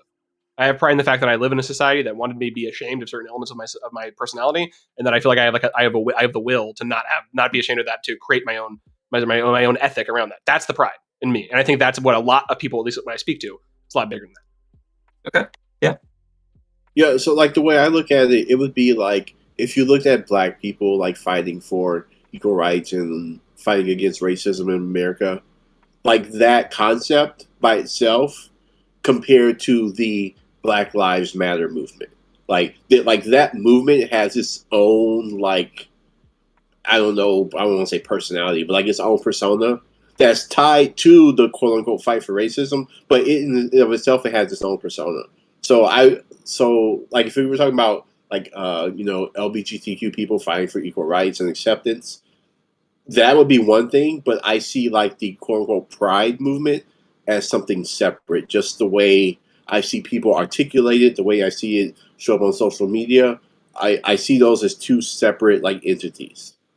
I feel, and I keep interrupting, guys, I apologize. I feel like it was very hard for the gay community, the lesbian community, for the last like 500 years, at least in the North American environment, and the Western European environment. Like, it didn't work. Religion was against it. Blah blah blah. And now we hit the industrial age. We started getting really successful. Separated from England, developed an economy, and now we formed our own capitalistic structure. And now we're making all this money. But that old culture never went away. There was never any reason for it to go away. Everyone agreed. Like, not every culture falls into this like anti-non-cis system, but we definitely did. Now, it's not mean I hate everyone who is this way, because you're raised that way and that's what you learn. But it's so programmed and it's so prevalent. How do you get away from it, man? You know what I'm saying?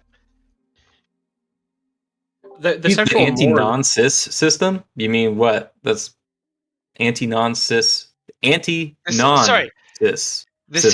The system is so programmed to be cis. Like, this is like what everyone agrees with. Now, I'm not saying there's like some massive system that discriminates against people that aren't cis. I'm just saying that it was the normal so much that there was no consideration of anything other than it. That's all I'm saying. It was never really thought about or considered like gay culture, lesbian culture, anything in between, and everything outside. That never existed. This is new, like the last 2 decades. And I'm not saying this is. I'm saying where we're at right now is a product of like how good we've gone, but even though we've been so successful like this past half like millennium, like it's still been like this cis fucking culture. And there's got to be a reason why. There's got to be value. I don't think it was all fucked up because it attenuated this way. It self-balanced over this whole time. And I feel like evolution and capitalism, don't hate me for saying it, is kind of like a self-balancing mechanic. And so if we didn't see deviation and we didn't see change in this regard, there's probably some strength in it, but that doesn't mean that this new space of revelation in genders and sexuality and trans doesn't have a place that doesn't fit. It's just, I feel like we've had this hardcore train of optimization like for such a long time in culture, and now we're rapidly facing it head on. It's a collision that nobody's prepared for, and that's why I think it's so hard to talk about it. I like that point. That's a very good detailed point. I mean, I don't know what you said, to be honest with you. Can I just? I guess I feel like I know what you said. It feels like you were just saying that like we're doing what we say, what you call cis, and you're not really sure why, but you say it seems to kind of work, so there's probably some value to it. I mean, is that your point? So I'm trying to like very politely say, there's a reason. Don't be a bitch. Don't be polite. Just fucking say it. Yeah, say it. Just say it. Grab yourself by your testicles. Sub to Prime, people, and he will say it. There you go. We're a sexualized society. We always have been. We've always been a dog-eat-dog society people shit on people. This utopic idea that people are so nice and fucking everything is bullshit. And things were way harsher than they used to be. And now we're finally approaching a society that is actually so good and provides such a good level for the average person, even though we hate on it so much and still see how much further we have to go. We're actually like elucidating new fucking things. And don't hate me for saying this, first world problems, okay? First world problems. Clip it and ship it. Clip it and ship it. Most of that was And it's going bullshit. places. Well, I mean, like, yeah, there's truth to this. I would much rather be debating whether or not we should teach kids a little bit, 5% pride or 99% pride, than like having the lavender scare where like people were, professors were being like removed from colleges because they were gay. That like there are people that are alive. Wow. I don't know. Doing that now. I was about to say there are people that are alive that were removed from college for being gay. That was probably true in the 90s, but those people are probably dead. But anyways, that's crazy. Yeah. That's crazy. That's like a generation ago. But we're doing that now. With like teachers being removed from their classrooms for being gay. So so there's a big difference between like a TikTok person releasing like there's one specific example I know of a TikTok person who released a TikTok where they said, "I'm your parent now. If your parents don't accept you, I'm your parent now," and they got removed. That's not the same as like a person being fired for literally no other reason than them finding out that outside of work they are gay, which is what happened during the lavender scare. Well, it's not, and that's not okay. So I think. Pause for a second. First of all, there's "Don't Ask, Don't Tell," which only recently on like a decade and a half ago. Military, right? So it's not that. That's far for away. the military, and they removed that actually. They I said that. But I said that. I said that. Okay, my bad. My bad. No problem. But so like that's not that far away, right? Don't Ask, Don't Tell, correct? Probably too busy smoking a bong. God damn it. It's 90s. Fucking let him enjoy it. It was in the 90s. I'm talking about universities. One time I don't feel It high got removed. It for a was removed topic. in September 2011. But I mean, regardless, in general, there was a video. There's a video I watched that was from the 1940s. That was like a documentary that was about the homosexual lifestyle, and the guy that they interviewed had to be interviewed in a hotel room, like with like a voice modifier behind a plant, because if anybody knew he was gay, he would be like completely ostracized from everywhere in his whole life. We literally have an event now where gay people like march up and down the streets of major cities having sex with each other in public. It's in some of them, not all of them, but some of them, and people don't, and that's fine. Like openly accepted. Like we've gone way forward. We have. It's good. I mean, I think. And I think it's fantastic too. Doobie wants to drag us back into the Stone Ages. He is, and he uses the children to do so, right? Well, like, we have to protect the children. That's why he defends the Don't Say Gay bill as well, right? We got to protect the children because they might become the transes, and then like being exposed to trans. What? As Sweden is recognized, finally, there is a level of social contagion here. There are a lot of kids who are being called who think they're trans and aren't trans. And so I think we got to lay off the gas, as I told you last time, right? And I think that we're not really putting this shit into context. Like you brought up like Don't Ask, Don't Tell, but like gay marriage was illegal, like 7 years ago, right? Like in most of the country. So we're moving very quickly away from that time, right? I think we've made a lot of progress in a very short amount of time when you put into perspective with the rest of like European or American history, right? So like, I agree. We're making progress. Things are looking up. I don't think that like, hey, well, fuck, they don't want to allow trans kids to have access to puberty blockers. That means it's the end of the world now. I think we just got to put into perspective, long term, like where we are.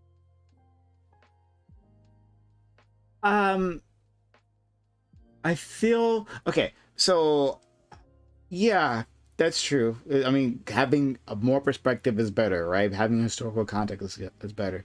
But when I hear that, it feels like I'm talking to a fucking moderate, who's telling me that, well, things are good enough now, right? Like, don't be so worried to push things forward. No, I think that we should always that unlike I think it was not Nick, the other person, right? I'm sorry, I lost your name. Your name is Nub. Hello, Nub. Unlike Nub, I'm okay with making progress and moving things forward. And so when someone says something like, well, like, let's look at it in perspective. Yeah, Shane, things are better in some ways and worse in other ways for our trans brothers and sisters.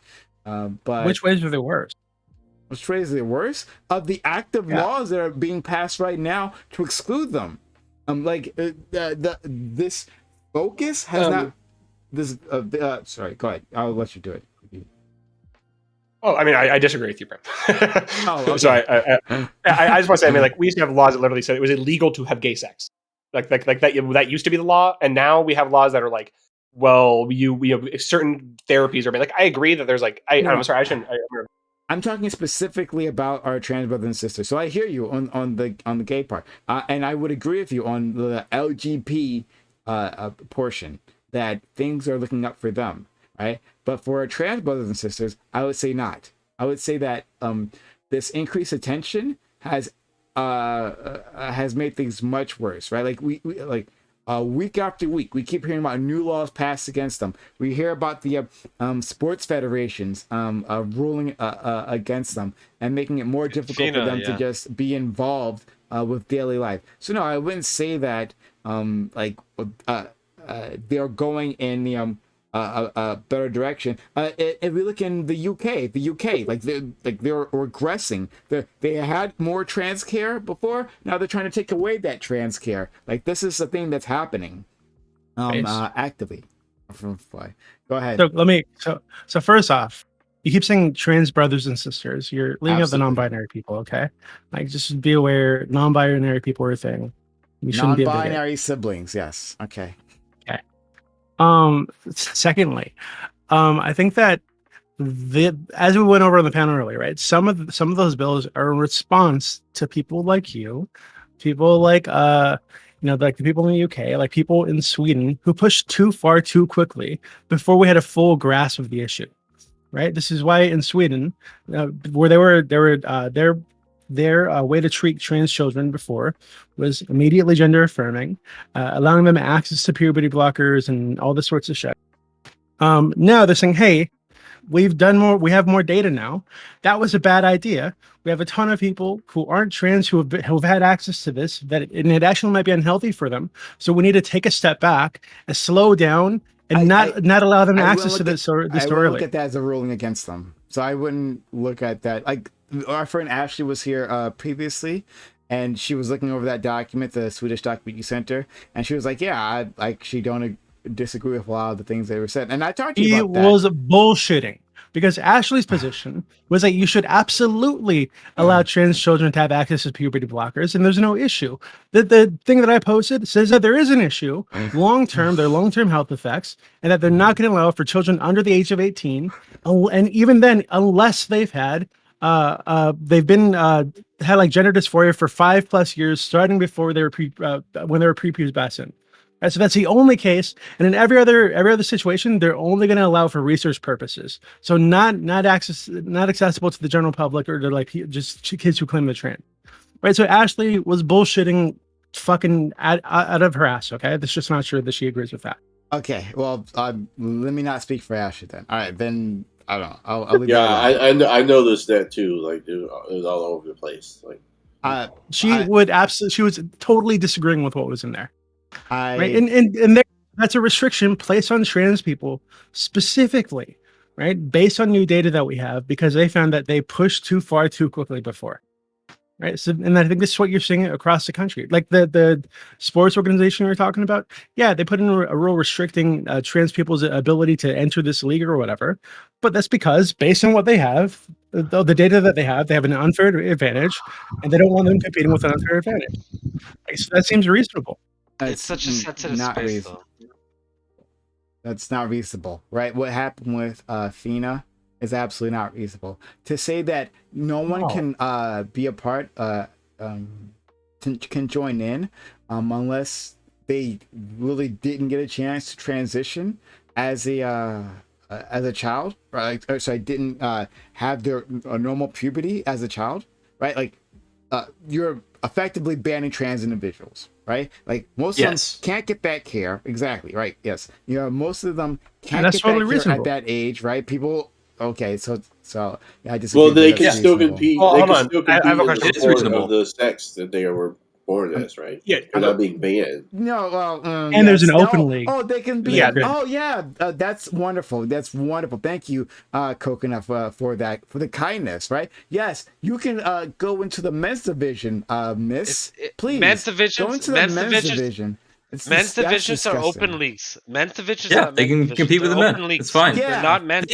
Yeah, you're right. Hey, maybe they won't just become number one instantly. How is that and fair they to them? don't- hold They just on. won't lock down all the fucking Brento. other competitors. Gizmo Genesis. It's so Gizmo not fair to them. They Genesis. have to compete Gizmo against the Genesis.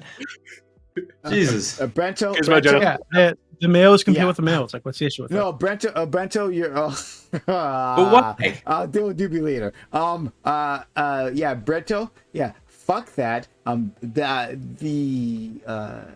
When it comes to women, trans women in sports, they don't instantly become number one. Very few of them actually dominate the field. You go and in some of these places. I'll go to you next, Ginger. And in some of these places where like they are making these bans, I think it was Ohio, if I'm remembering correctly. Like they passed a law banning trans athletes from being there. There was literally only one trans athlete in the entire fucking state that they could find, and they weren't dominating the fucking sport.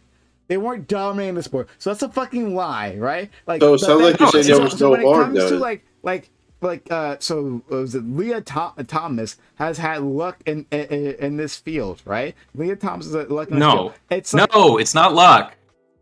Okay, Leah Thomas is biologically male and much stronger than the other competitors. That is the truth. She's not the only trans swimmer. She's not the only trans swimmer. Why aren't they all dominating? Why aren't they all number one? Why aren't they all sitting at the top of the one list? person can be number one. No. Maybe they just suck. Why aren't they number one, number two, number three, Maybe they just suck. Let me jump in. Yeah, they might suck. Exactly. The issue No. Please, hold on. I was next, and I really have to say something here.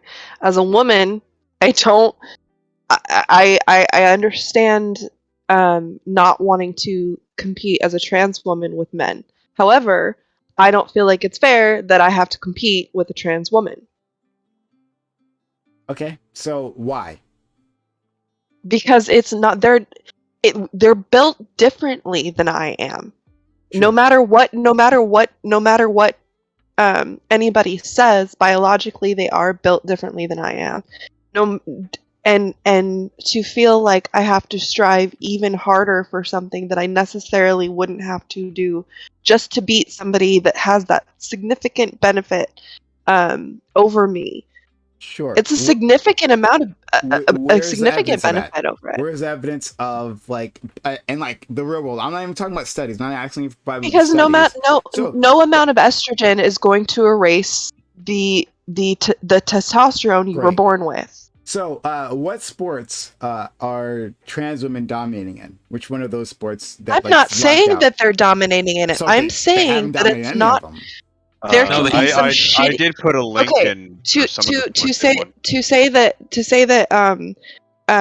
just because they haven't won doesn't mean that the right person can't. These people are just not athletic. Exactly, and this is exactly the case, right? Like trans women can't exist in these sports if they have any success. That's the problem, because it could be. So it could be, right? It could be that a cis woman, right, has dominated a sport because she is amazing, right? She's athletic, she's trained hard, right? And that's why she's there. And then a trans woman fell behind because she sucks. Yeah, because she's not on that level, because she's just not good enough. But the moment you switch them up, she must have had an unfair advantage, right? I'm just saying, they don't have to dominate to have a better advantage. It can't have been that the trans woman trained just as hard. That the trans woman, after going through the hormone replacement therapy, right? Trained just as hard, and is just as skilled, right? And happened to win. Right. Instead, it's that they took our spot that we deserved. I clearly deserve that spot that this other person has at number one on the podium.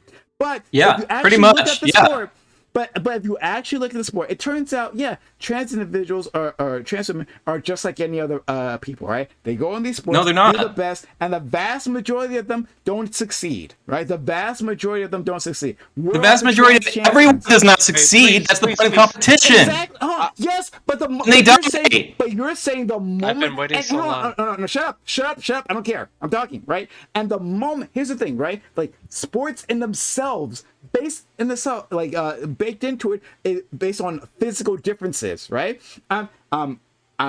I'll say that I am not as tall as Doobie, right? Doobie could probably run faster than me because of the physical differences. What you were saying in any competition.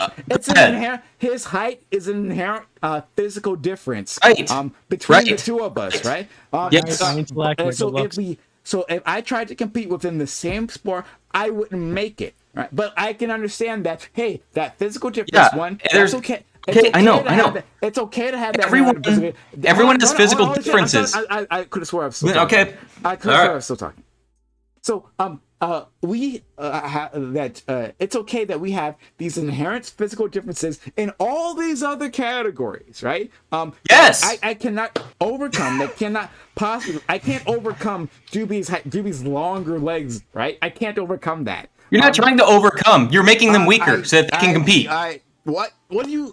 Sorry, my longer legs, my bigger penis, my massive intellect, everything. Shut the fuck up. But Prime. So if you hold on. Thank you. Great, wonderful. And all these other areas, when they have these physical difference, we understand that. We don't say that, hey, well, that other person, right? They tried their hardest, and so we can't.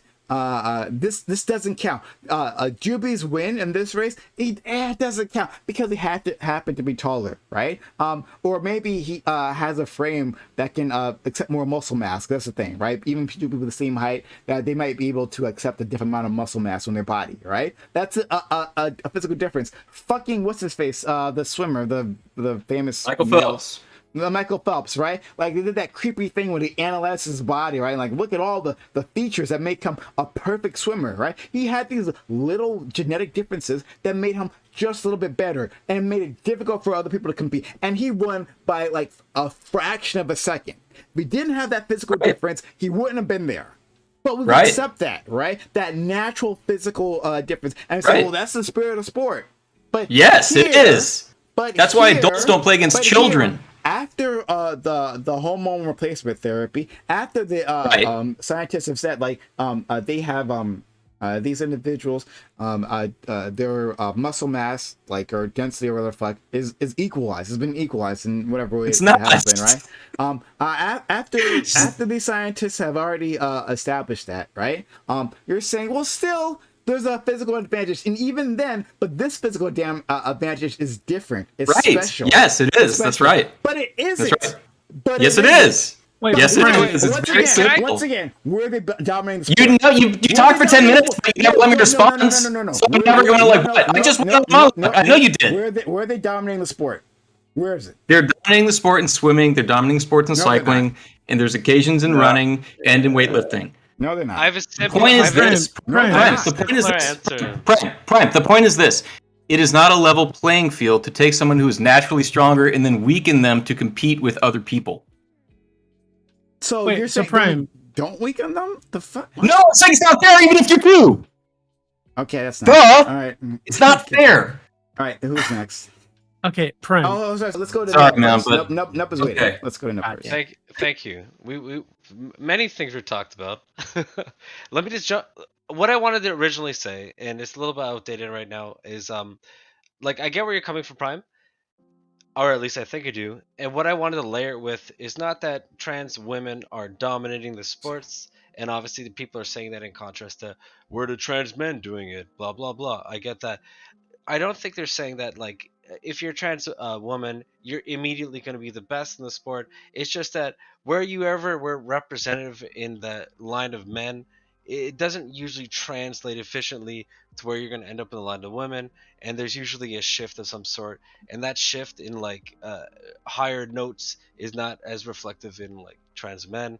Now, I can't give you the data for this. I don't know if it even exists. This is just what I assumed over time based on what I've heard, but I could be incredibly naive. But that's just the point of consideration in how I look at it.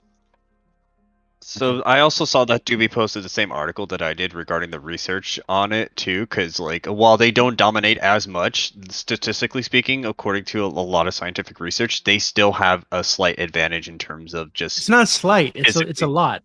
It's not slight. And yet they're not 12 dominating. 12 after 2 years of taking feminism hormones, the push-up and sit-up differences disappeared, but trans women were still 12% faster. Prior to gender-affirming hormones, trans men performed 43% fewer push-ups and ran 1.5 miles 15% slower than their male counterparts. After 1 year of taking masculine hormones, there were no longer a difference in push-ups or run times, and the number of sit-ups performed in 1 minute by trans men exceeded the average performance of their male counterparts. So that's just a factor. I'm not saying it's concrete, like it's just the only singular thing. There could be a multitude of other things, workout regimes and all that stuff, but it does kind of show that trans men and women can create an advantage for themselves. But wait, let me put another angle on that. The women who become men can catch up, but the men who become women, they're kind of already ahead and maintain that all the time. So it's like one starts off with a step forward, and the other one has to struggle like really hard to catch up. Now I'm not saying that means that, like, I'm just trying to say that there's a difference in ease of access. Okay, one side has a bit harder of a struggle, the other one has a bit of an easier access, and maybe it has an upper limit, but that might be presumptuous to suggest. Right. Yeah, because like let's use an NFL player for example, like the 40 time for football, they time that for the combine to see how fast you can run a 40-yard dash. So let's say someone runs a 4.4 40-yard dash, right? As a straight man. As a female, if he transitions, he's still going to be what 4.4 4.5, because a female, it's very rare that a female can run as fast as a male. Is it possible? Yeah, she can run as fast as a male, but it's very rare that a female can hit 4.4. That's true. Wait, so Prime, can I ask a question? So based on all the research that you can. After that, Ginger did have her hand up, but you can ask me a question, and then I want to get to Ginger. Okay. So based on all the research that has been done, they do retain an edge, right? They do still outcompete their female counterpart.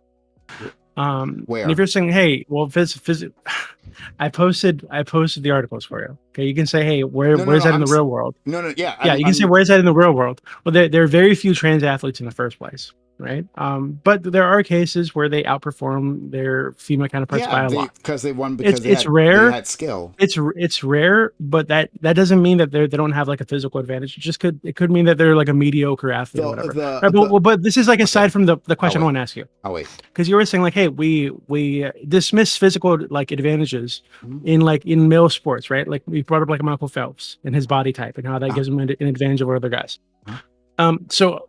But this is kind of like, if you're talking about like, hey, physical advantages are dismissed anyway, so what does it matter? Like, why are you like advocating for like just like no separation in male or female leagues at all, and just having like one sports league where everybody competes? Because there's a reason we separate them, right? If we could separate them in a way, because like if we could separate them, okay, like let's say in terms of like running, right? If we could separate them based on height and other characteristics, right, and make like leagues like where men and women could compete against each other in a fair manner, then I'd be okay with that. If that's a thing that can happen within, it depends on the sport though, right? What's fair? Right, but even like males and females of like a similar height. No, but like a male and a female of similar, like the same height, right? Who have gone, and one of them's gone through like male puberty, right? They're like physically, they're gonna have a massive advantage in that situation, right? Sure. What about so it seems like what you're advocating for is gonna like wipe out female participation in sports. Sure. Well, what about the that woman whose name I can never remember, right? The African lady with the elevated testosterone naturally, right? Caster some. Caster something. Yeah. Thank you. Yeah. Caster something. What about that individual? Should she be allowed to compete in women's sports? Well, without like doing anything actually, right? Just like as her natural self. I don't know anything about that situation. Like off the top of my head, I'd say yes, but I don't know anything about her situation. Okay, but she has a ton of testosterone, right?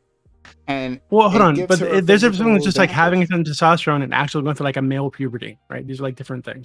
But hold on, it's an advantage though. Part of the advantage is having testosterone. Testosterone makes that's why people shoot up testosterone and makes them perform better athletically. She naturally produces a lot more than our friend Ginger here. So then she would have an advantage, right? She's not altering her body to do so. She's not injecting it. True. Yeah, and we have to simplify. And instead, the trans women are literally weakening their body. They're doing the opposite. Which is still not fair. Yeah, it's not. Doesn't make it fair. Oh, okay. Well, no, it doesn't.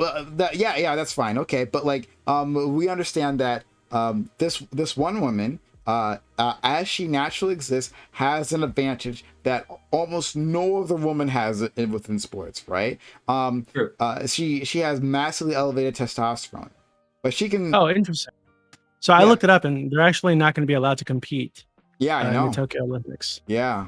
Yeah, well, if they found that, hey, this is giving them a massive advantage over other women because they have something like abnormality, then hey, that's fine. So even a woman, even a cis woman, born as she is, and just happens to have elevated testosterone, I guess she's just not good enough. It's not fair. She has some sort of. It's not about not being good enough. It's not about not being good enough. It's about having like abnormal biology. Abnormal biology that gives her an advantage, right? So with the trans woman, right? If they decided, hey, these people have elevated testosterone, these people do have advantages if they have like elevated testosterone compared to no. Hold on. Yes, you do. You can have an advantage in your. And I'm talking about like regular cis women. That you can have an advantage in your bone structure, your density, your how your tendons are angled, right? You can have it in you can have it in all sorts of ways. We discount all those other ways, right? And you said, oh yeah, you with these massive physical advantages, or Michael Phelps, we could just use him. You, Michael Phelps, with massive physical advantages that these other people don't have, you can still compete. That's not a big deal. You have advantages no one has. No one else has, apparently, right? But you can compete. Well, that's the whole idea. Why didn't we hobble him? Why didn't we hobble Michael Phelps? The Olympus, this active competition has been going on for tens of thousands of years, I'm sure. Like, and I'm saying it went prehistoric. I don't like this idea that we're going to change it now that we see such disparity, and we're going to go into this metadata like fractal model of infinite recursion of separation of each category of person. Like, okay, I think let's not do that. Let's just keep the regular model or the way it is now. That's what we're doing with trans women involved. Yeah. No, that's the new model. Competing with other males. Yeah. Trans women with women. All right. Go ahead, Ginger. Well, I think, it can be brought to back to the NBA versus the WNBA. The WNBA didn't start up because women weren't allowed to compete in the NBA. They could not compete in the NBA. So they created the WNBA in order for women to be able to compete on their own in basketball. It's the same thing. I cannot compete with a transgender woman. You absolutely can. I mean, you're right. I could compete with them, but my odds of winning are a lot lower than they are with. Yes, they are. No, they're not. Look at the actual sports results. I'm sorry. Look at the actual results. Okay, Prime. You guys keep saying this, you keep going, you keep going back to they're not dominating. You don't have to dominate in order to have an advantage. If you win anything at all, then it can't ever be part of their skill, right? Unless they're in last place, right? Unless they're in last place, then that must prove that they've had some sort of unfair advantage. Like if you're saying that you don't have to dominate, okay, right? First you're saying that they have an unfair advantage. All right, well then that means that they should be winning, right? They just keep winning these things, right? But they're not they're not constantly winning, right? Oh, so cis women are the ones standing at the top of the podiums. But then you're saying, well, yeah, but they're standing at 5th place, and then there could have been a cis woman who would have stood at 5th place. You could have been Ginger. You could have been that cis woman at 5th place, right? But you were at 6th place, and it must have been that this trans woman had that physical advantage. It can't be your skill. It can't be any of that. I'm not saying that at all. I'm saying that, you know, perhaps some of the trans women that do compete have misjudged what they can accomplish as a woman now than what they could as a man. And even though the advantage is still there, they're dealing with a woman's body issues with being an athlete versus a man's body with being an athlete. It's still, I don't think that it means that they're worse at sports or I'm worse at sports, or I definitely could be. I definitely am. But I'm just saying, from that context, it could be, you know, maybe they're not dominating because of that, but they're still built better than I am. But they still lost. Well, Prime. Well, you can't look at the results, and this is I've looked at the studies. The results. No, hold on. No. I'm gonna explain why. Because I've looked at the studies, and they don't account for this. You have to look at where they're only looking at where the man started at, and then where they ended up as far as the performance compared to other women. You have to look at where that man's performance started at compared to other men. Sorry, Ginger, we have a little bit of feedback on your end. Ginger? I see that. Yeah, what's up? Okay, yeah. Feedback. Let me try to fix that. Hold on. No problem. Coconut, please. Yeah, so you have to look at what percentile this man started at, and then once they transition, what percentile of women they fell into. So the results itself don't matter. So if the trans hold on, listen. So if I'm listening. If this man started out in the bottom 20th percentile of men, but then when they transitioned, they were in the 40th percentile of women. Okay, they're still not going to dominate because there's 60 percentile women who are better, but they transitioned, so now they ended up a 20th percentile higher than they were in the pool of men. So that's what we have to look at. We can't just look at result based because it's not going to give us an accurate measurement of how transitioning is affecting you. Yeah, it's also it's also difficult because we don't actually have that many like hard published documentations or experiments. Because when you're looking at how recent it's been for the history of trans sports athletes, it's not recent. It's not recent. They've been competing the entire time. No, but I'm saying that they're measuring the wrong things. That's what I'm saying. It's not a lack of data. It's you're measuring the wrong things.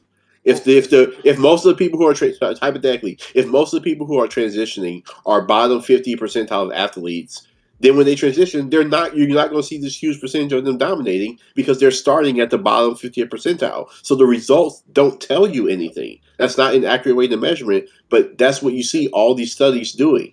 They're result based. And how many trans people are actually in sports at a high enough level that it's actually recorded their performance, that we have a subset of data to say this is enough data to really get an overall feel? We don't really even have that. And this is why some people are so questionable on both sides. We don't. Are you kidding me? Our data is so insufficient in comparison. We actually do not even have that much to go off of. We have a small sample size. If you look at the overall collective data, we don't have a large enough sample size to actually determine anything concrete.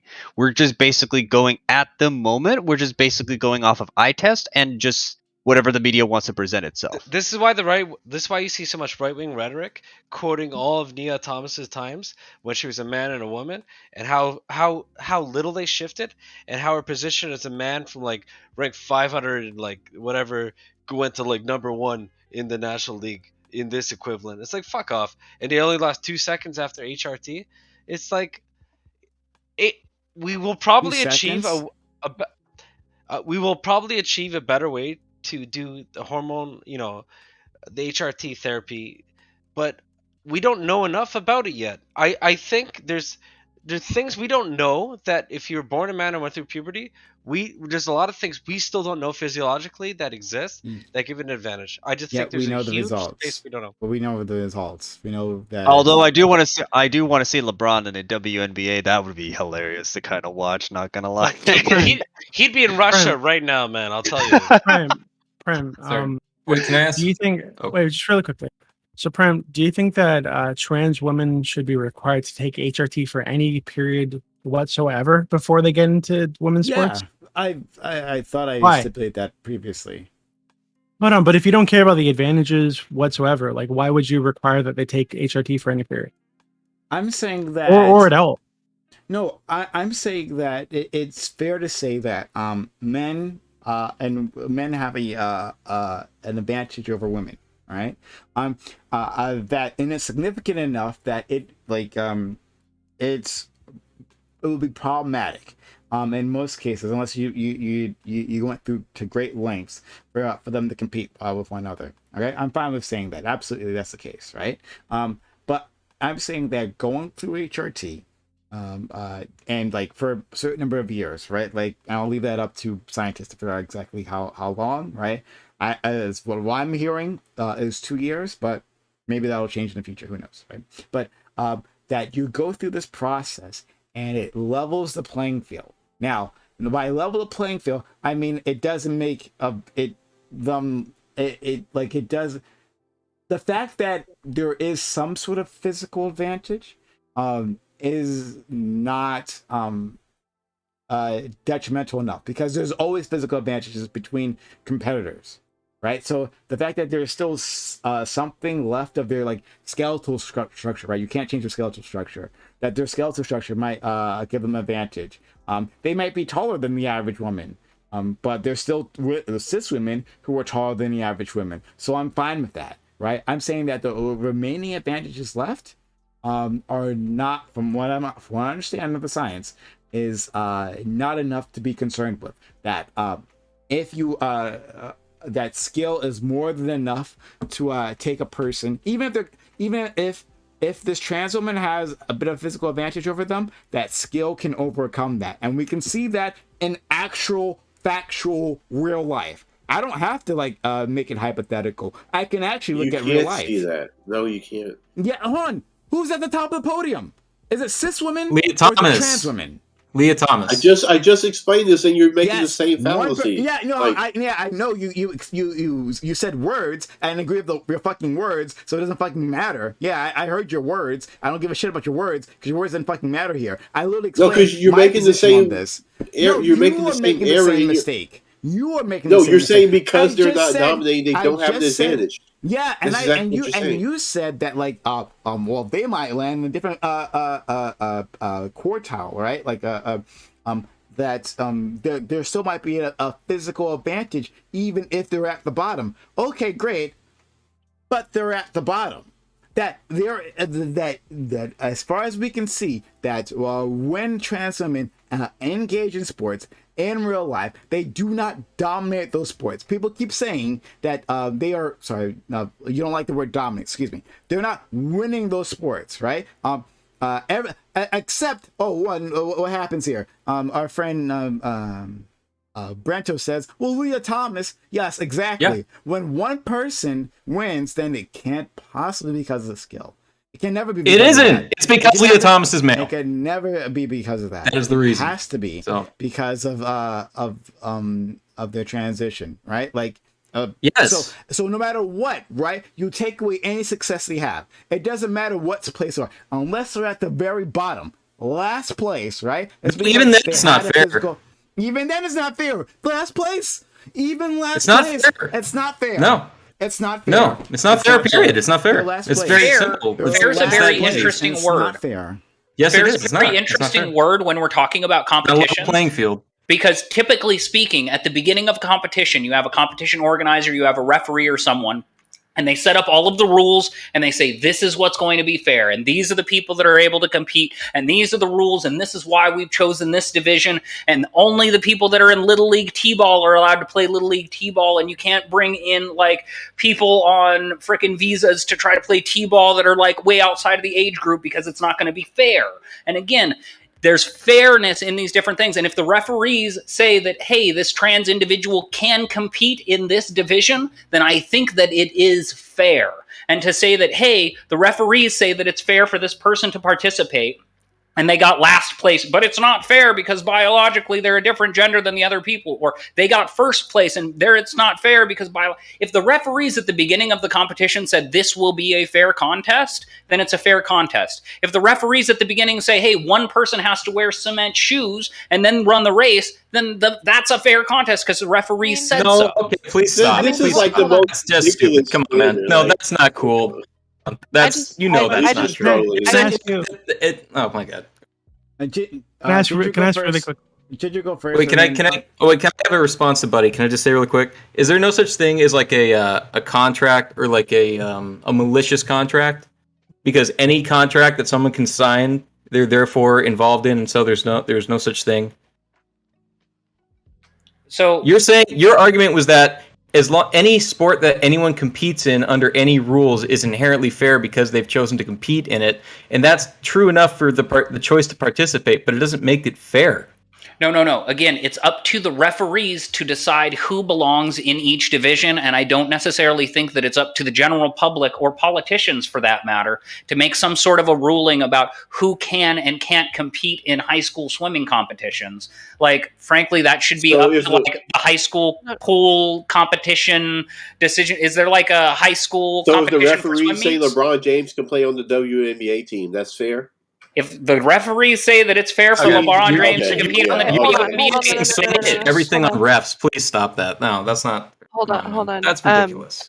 Okay, I would have thought maybe that was kind of possible. Somebody. However, when they're saying stuff like that woman who he said had too much testosterone in her can't compete with women. However, people who were born with testosterone and now taking estrogen can compete with women is unfair. I don't see how that call is a fair call. So again, if the referees are saying, hey, before the competition, everybody has to do a blood test, and if your testosterone levels are above this level, or if your estrogen levels are below this level, then you don't get to compete in this particular competition because the referees have decided that testosterone and estrogen are the most... So let her take estrogen and let her compete. Why is it different? I agree with you entirely. But you're saying that all referees are fair. And I'm saying that the people that organize sports get to choose the rules by which the sports are played. We know that's pre-understood. Why do we have to discuss that? Let's go. We're discussing whether they're good rules. Let's go to Nub then. That let people. Sorry. No problem. Thank you, Bob. I was just saying afterwards. No, I was talking over you. I apologize. Like I just did. Yeah. Appreciate. So okay, guys, let's dial it just a quick back. There's a reason, and look, I'm gonna look like such an asshole here, but I promise you guys, I am very left. I'm a liberal. I'm not right wing. But let me just throw this out here. There's a reason there's open sports and women's sports, and I said that way in a specific way. There isn't men's sports. Only in the Olympic do we have a specification on men's versus women. But anything where we start to make money outside of the school, like educational space, like communal space, into actual professional money generating space, it's open sports and female sports. And what I'm asking is, why the hell do we have to? Why is there a special space for females? I'm not saying like, hey, we shouldn't do anything for the blah blah. I'm not trying to say that. What I'm trying to say is, there's absolutely a physiological advantage to men over women.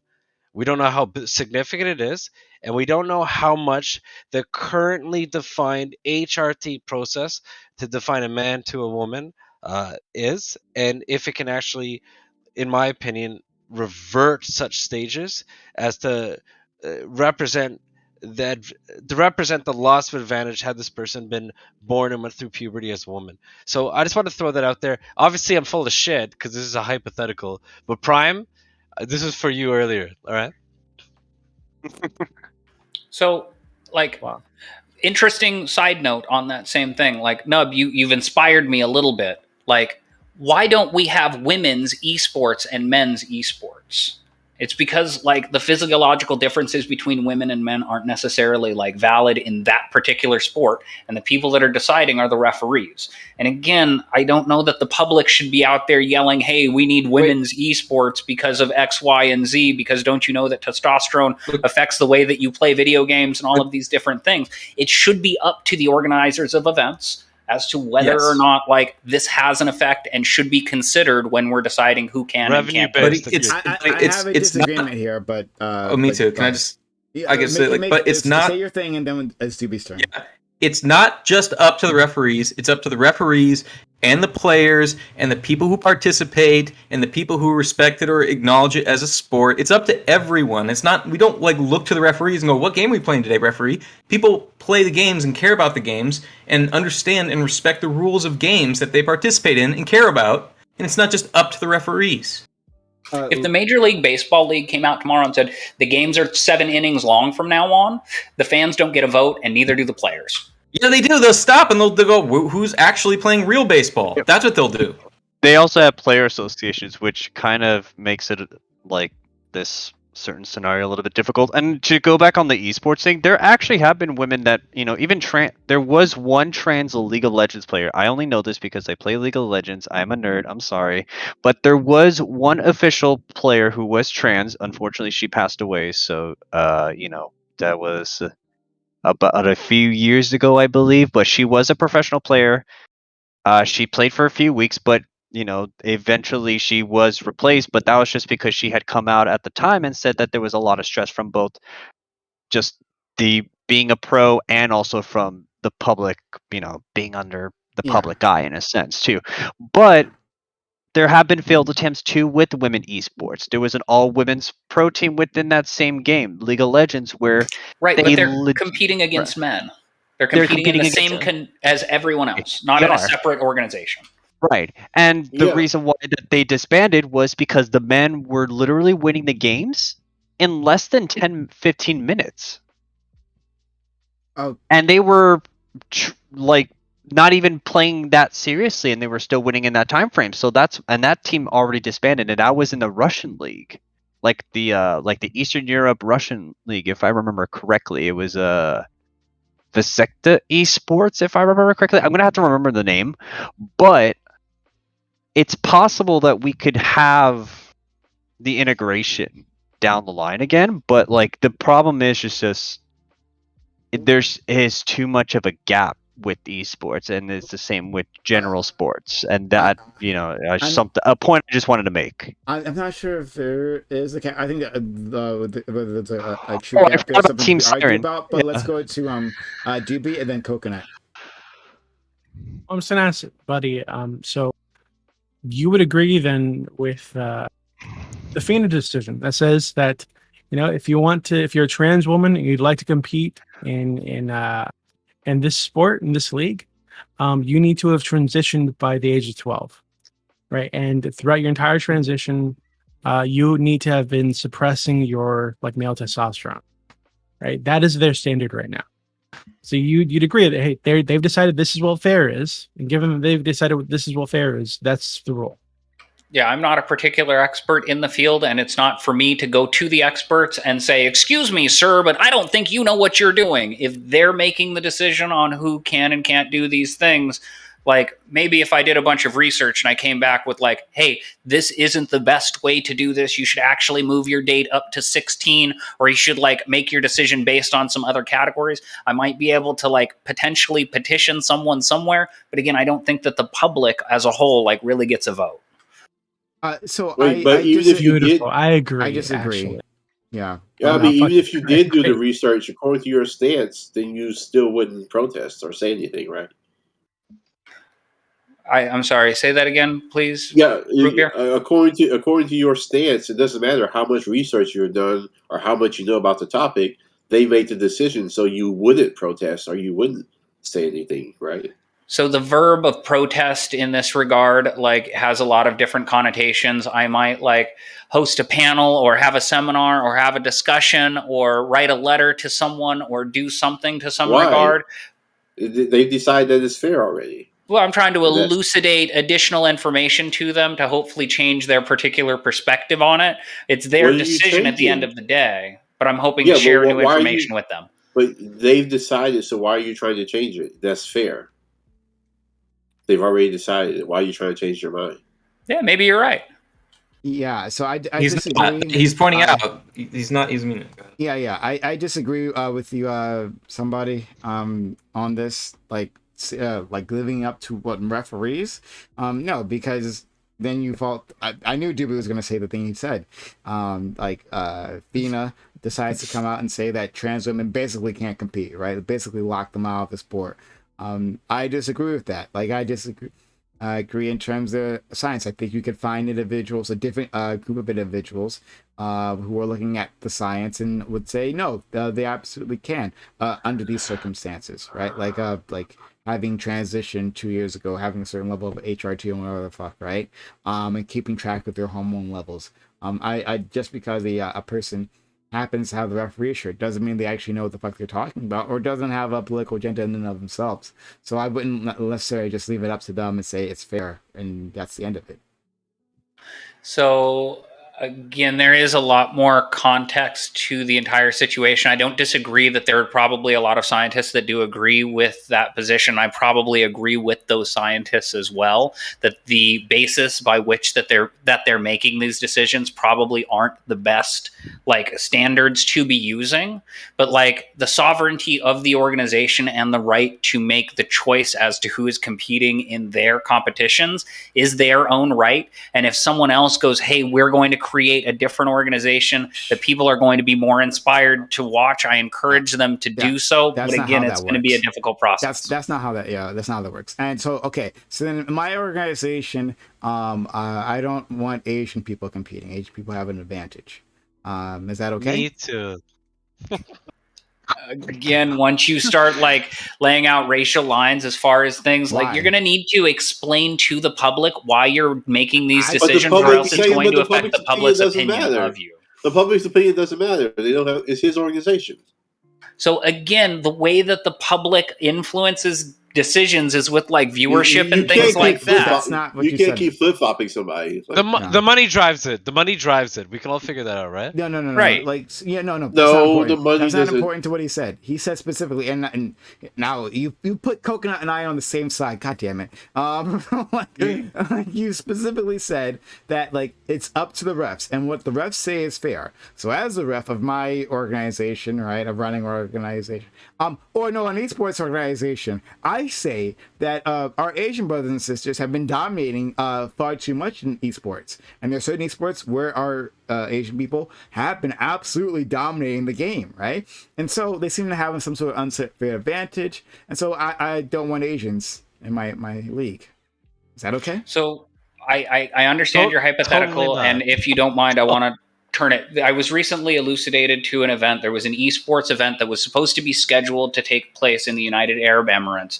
And the company that was hosting the event decided that they did not want to participate in the event because they received a petition from their customers that said, hey, we don't want you to participate in this event in the United Arab Emirates because they have these absolutely atrocious views that we think are abhorrent, and we are not going to support your organization if you decide to have the event in this place. And again, I think that is an effective way for people to influence a company's decisions or to choose who they let compete or where they host different events at different times. But I think for the public to come in and take that final decision away from the people organizing the event and instead go, no, you have to do this, I think that's the step too far. And again, I do think that the public and government and people should be able to encourage these things of sports society, sports organizations and things like that. But to actually take that decision-making authority away from the people that are choosing to organize the events, I think is a bad thing. So I should be allowed to exclude Asians then? I don't think that your event's going to be very popular and you're going to get called a racist for doing it. But It can be very popular. Yeah, Well, we excluded Negroes from the from like the baseball league or basketball, whatever. We excluded Negroes from that league, and the major league, the white league, was very popular. I don't think that society is going to make the same mistakes that it has in the past, but I might be overly optimistic in that regard. We are discriminating That's what right I'm thinking. now. We're engaging at discrimination right now. I think if you're doing it now, like Buddy is saying, it's a little bit different because we're a lot more advanced in like our social cues and like how to understand what's right and wrong. Because back then it was different. 100 years ago, you could easily create a league and say, "Oh, I don't want any black people in my league. I don't want any other various members in my league. And I just want this to be an a all-white league male where we're league." saying we don't want trans people in the league right now. It's happening at this No, moment. we're not saying you don't want trans people. We're saying we only want females. Let me jump in, please. Yeah, funny. Go ahead. Let me jump in. No. I'm not saying it to be funny. I'm being serious. Like, okay. Well, then it's a dumb fuck point. We've then. Had, Got it. No, because we've had men and women competing next to each other, and we realized that hey, if we let men and women compete together, then we have that's fine. Then if we only want women, then trans women are women, so we don't no worries. Then we're on the same side. They're not. So wait, I'm glad. let me please. We are common in arms, brother. Go ahead, Nub. Thank you. So we do have divisions in sports that we've taken for granted, like obviously men and women, or what we previously accepted as men and women, and we had like weight classes, and I think there's probably other considerations than based on height and other maybe I don't know enough, but like for me, age, weight, etc. But we have always defined it, in these segments, and weight classes make sense, but we had weight classes divided as subsets, like child considerations for both men and women. Now we're defining, like you used this example of Asian. Should we exclude Asian people in some regard because they may or may not perform better? And you're like, hey, I can make this argument because it definitely relates to the same way we categorize excluding trans women from women's sports. Well, what I'm trying to say is, what I want to say is men-woman division exclusive itself in the same regard on a sliding scale? And if so, are you arguing that we should have no exclusion whatsoever and a singular league for everyone to compete in? Can you explain? I didn't catch the meaning of your question. So the way I interpreted your Asian example, where it's like, okay, like Asian people are going to overperform in some regard, so why don't we exclude them? I thought you were drawing a parallel to trans women and swimming. I'm now drawing a parallel between them because trans women aren't dominating that sport. Like in esports, right? In certain esports, I'm not. I doubt it's all of them. I know it's not all of them, in fact. All right, but so in certain esports, they are dominating. So my point was based on a misinterpretation of what you said. I apologize. Please do. No problem. No problem. Doobie. And if Ginger is there, I'd like to ask Ginger a question later on, but go ahead, Doobie, please. Well, actually, I was just going to say that I need to get going. Oh. So it was great to speak to you. I'm glad I got to demonstrate how ridiculous your positions are. Too many beatings from me, right? On both of these So things. you're going back to your woman, and she's going to lick your wounds, meaning your penis, to make you feel better for losing horribly to me. It's okay, Doobie. Look, I love you anyway. Right now. It's okay. I still love you. Took a beating. I love all you guys. Oh wait, can I tell you really quickly? You asked me the other day about the Roger Stone thing. So I'm gonna tell you like really quickly while we're waiting for Ginger, if that's okay, like a minute. So I fucking hate Roger Stone. Like I legitimately despise him, and I have forever. Right? Like I blame him for like some of the worst parts of American politics, like the worst trends in American politics. So the original plan was to have Destiny come on and ambush him. I was going to ban the co-host because Roger had like a requirement that this guy named Benjamin, who's a user on my server, who's like his intern. The requirement was that Benjamin is a co-host, and initially they wanted like a 2-hour fucking commercial to sell Roger's products with like planned merch questions, where he can like point people to his website and shit. So it took me weeks to get them to agree to even allow normal questions from like people who aren't right wingers, right? But eventually I did. The original plan was to ban Benjamin in the middle of the AMA because for the last like month or two, he's been a total piece of shit. using the leverage that he has by knowing Roger, knowing that Roger's requiring him to be there for the AMA, to threaten people, to bully people, to call trans people like slurs on the server, a ton of crazy shit, just being a total asshole, right? The plan was to have Destiny, to ban him in the middle of the AMA, have Destiny ambush Roger, and then leave him to Destiny until he rage quit. Right? Make him rage quit like a bitch. Unfortunately, I couldn't get Destiny to agree to ambush Roger. He didn't want to burn the bridge. And Mr. Girl wouldn't do it because he watched the documentary that I put him to. Then he loved Roger in some ways. So he didn't want to ambush him. So unfortunately, I had to wait until the end of the AMA before banning Benjamin. And then Roger was pissed about it in chat, so I banned him too. And that was it. Oh, thank you for that, buddy. Yeah. Man, oh man, I wish you would have let me know. I could have played the game differently. I thought that I was doing what I was supposed to do that. Definitely bring up next one. I fucking despise Roger's son. Right? But it was a good time. We extracted the content, okay? Yeah, I'll talk to you guys later. Love you guys. See you, buddy. Much love, Yugi. Okay, Ginger, now that you're here, so I have a question to ask you, right? Okay. So you're saying that you shouldn't have to compete with a trans woman because they have some unfair advantage. However, is that the case? Do you feel that that's the case in other areas? So, within StarCraft and Esports, that is an area where agents have dominated. That they have regularly reached the top of the sport, right? To the point they literally had to separate the Korean territory out from the rest, right? So that other people get a chance to win, right? So they could develop other talent. They separated the Korean region out. So would you ban Asians to because they have unfair advantage? Would you ban Asians from competing with others? No, I feel like it's completely different. They're not biologically. Well, how do you know? What's unfair about their advantage? They're not biologically stronger or smarter than we are. Let me comment. I think we've already banned them. Hold on, let me finish, guys. Guys, let her finish. Question, Sorry. please. Yeah. All right, thank you. So to now I just got thrown off because everybody was talking all at once. You said it's not the same. There's different sort of advantage, or you don't agree there is an advantage. Ginger. Ah, fuck. Sorry guys. It looks like I froze. 1 second. Let me leave and come back in. Okay. My Discord has just fucked up. Guys, you can still hear me? Oh, can you guys hear me?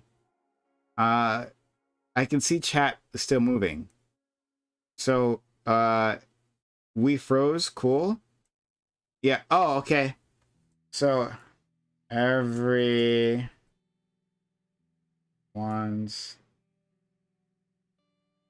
Discord froze. Okay, so you guys can hear me. Okay, great. Yeah, something's up. You can see, look at my my top bar here. We usually have the meters, that keep track of your donations. Donate, subs to the channel, or use our Patreon button below. It's frozen, so we're having some sort of error, some sort of network failure, which is really unfortunate. It looks like it might have been Roger Stone. So I'm still here, and my internet's not done. It's just whatever is happening here, on Streamlabs is also being affected. So I wouldn't be surprised if this was an Amazon situation, like an Amazon AWS Amazon Web Services situation, because it's multiple things. Because this is also being affected, and also Discord. And when it's multiple services like that, it tends to be like Amazon Web Services or some other cloud services that these things rely on. So that's probably what's happening right now, which is really unfortunate because I really want to hear Ginger's answer. I look like Quicksilver for a second. Did I?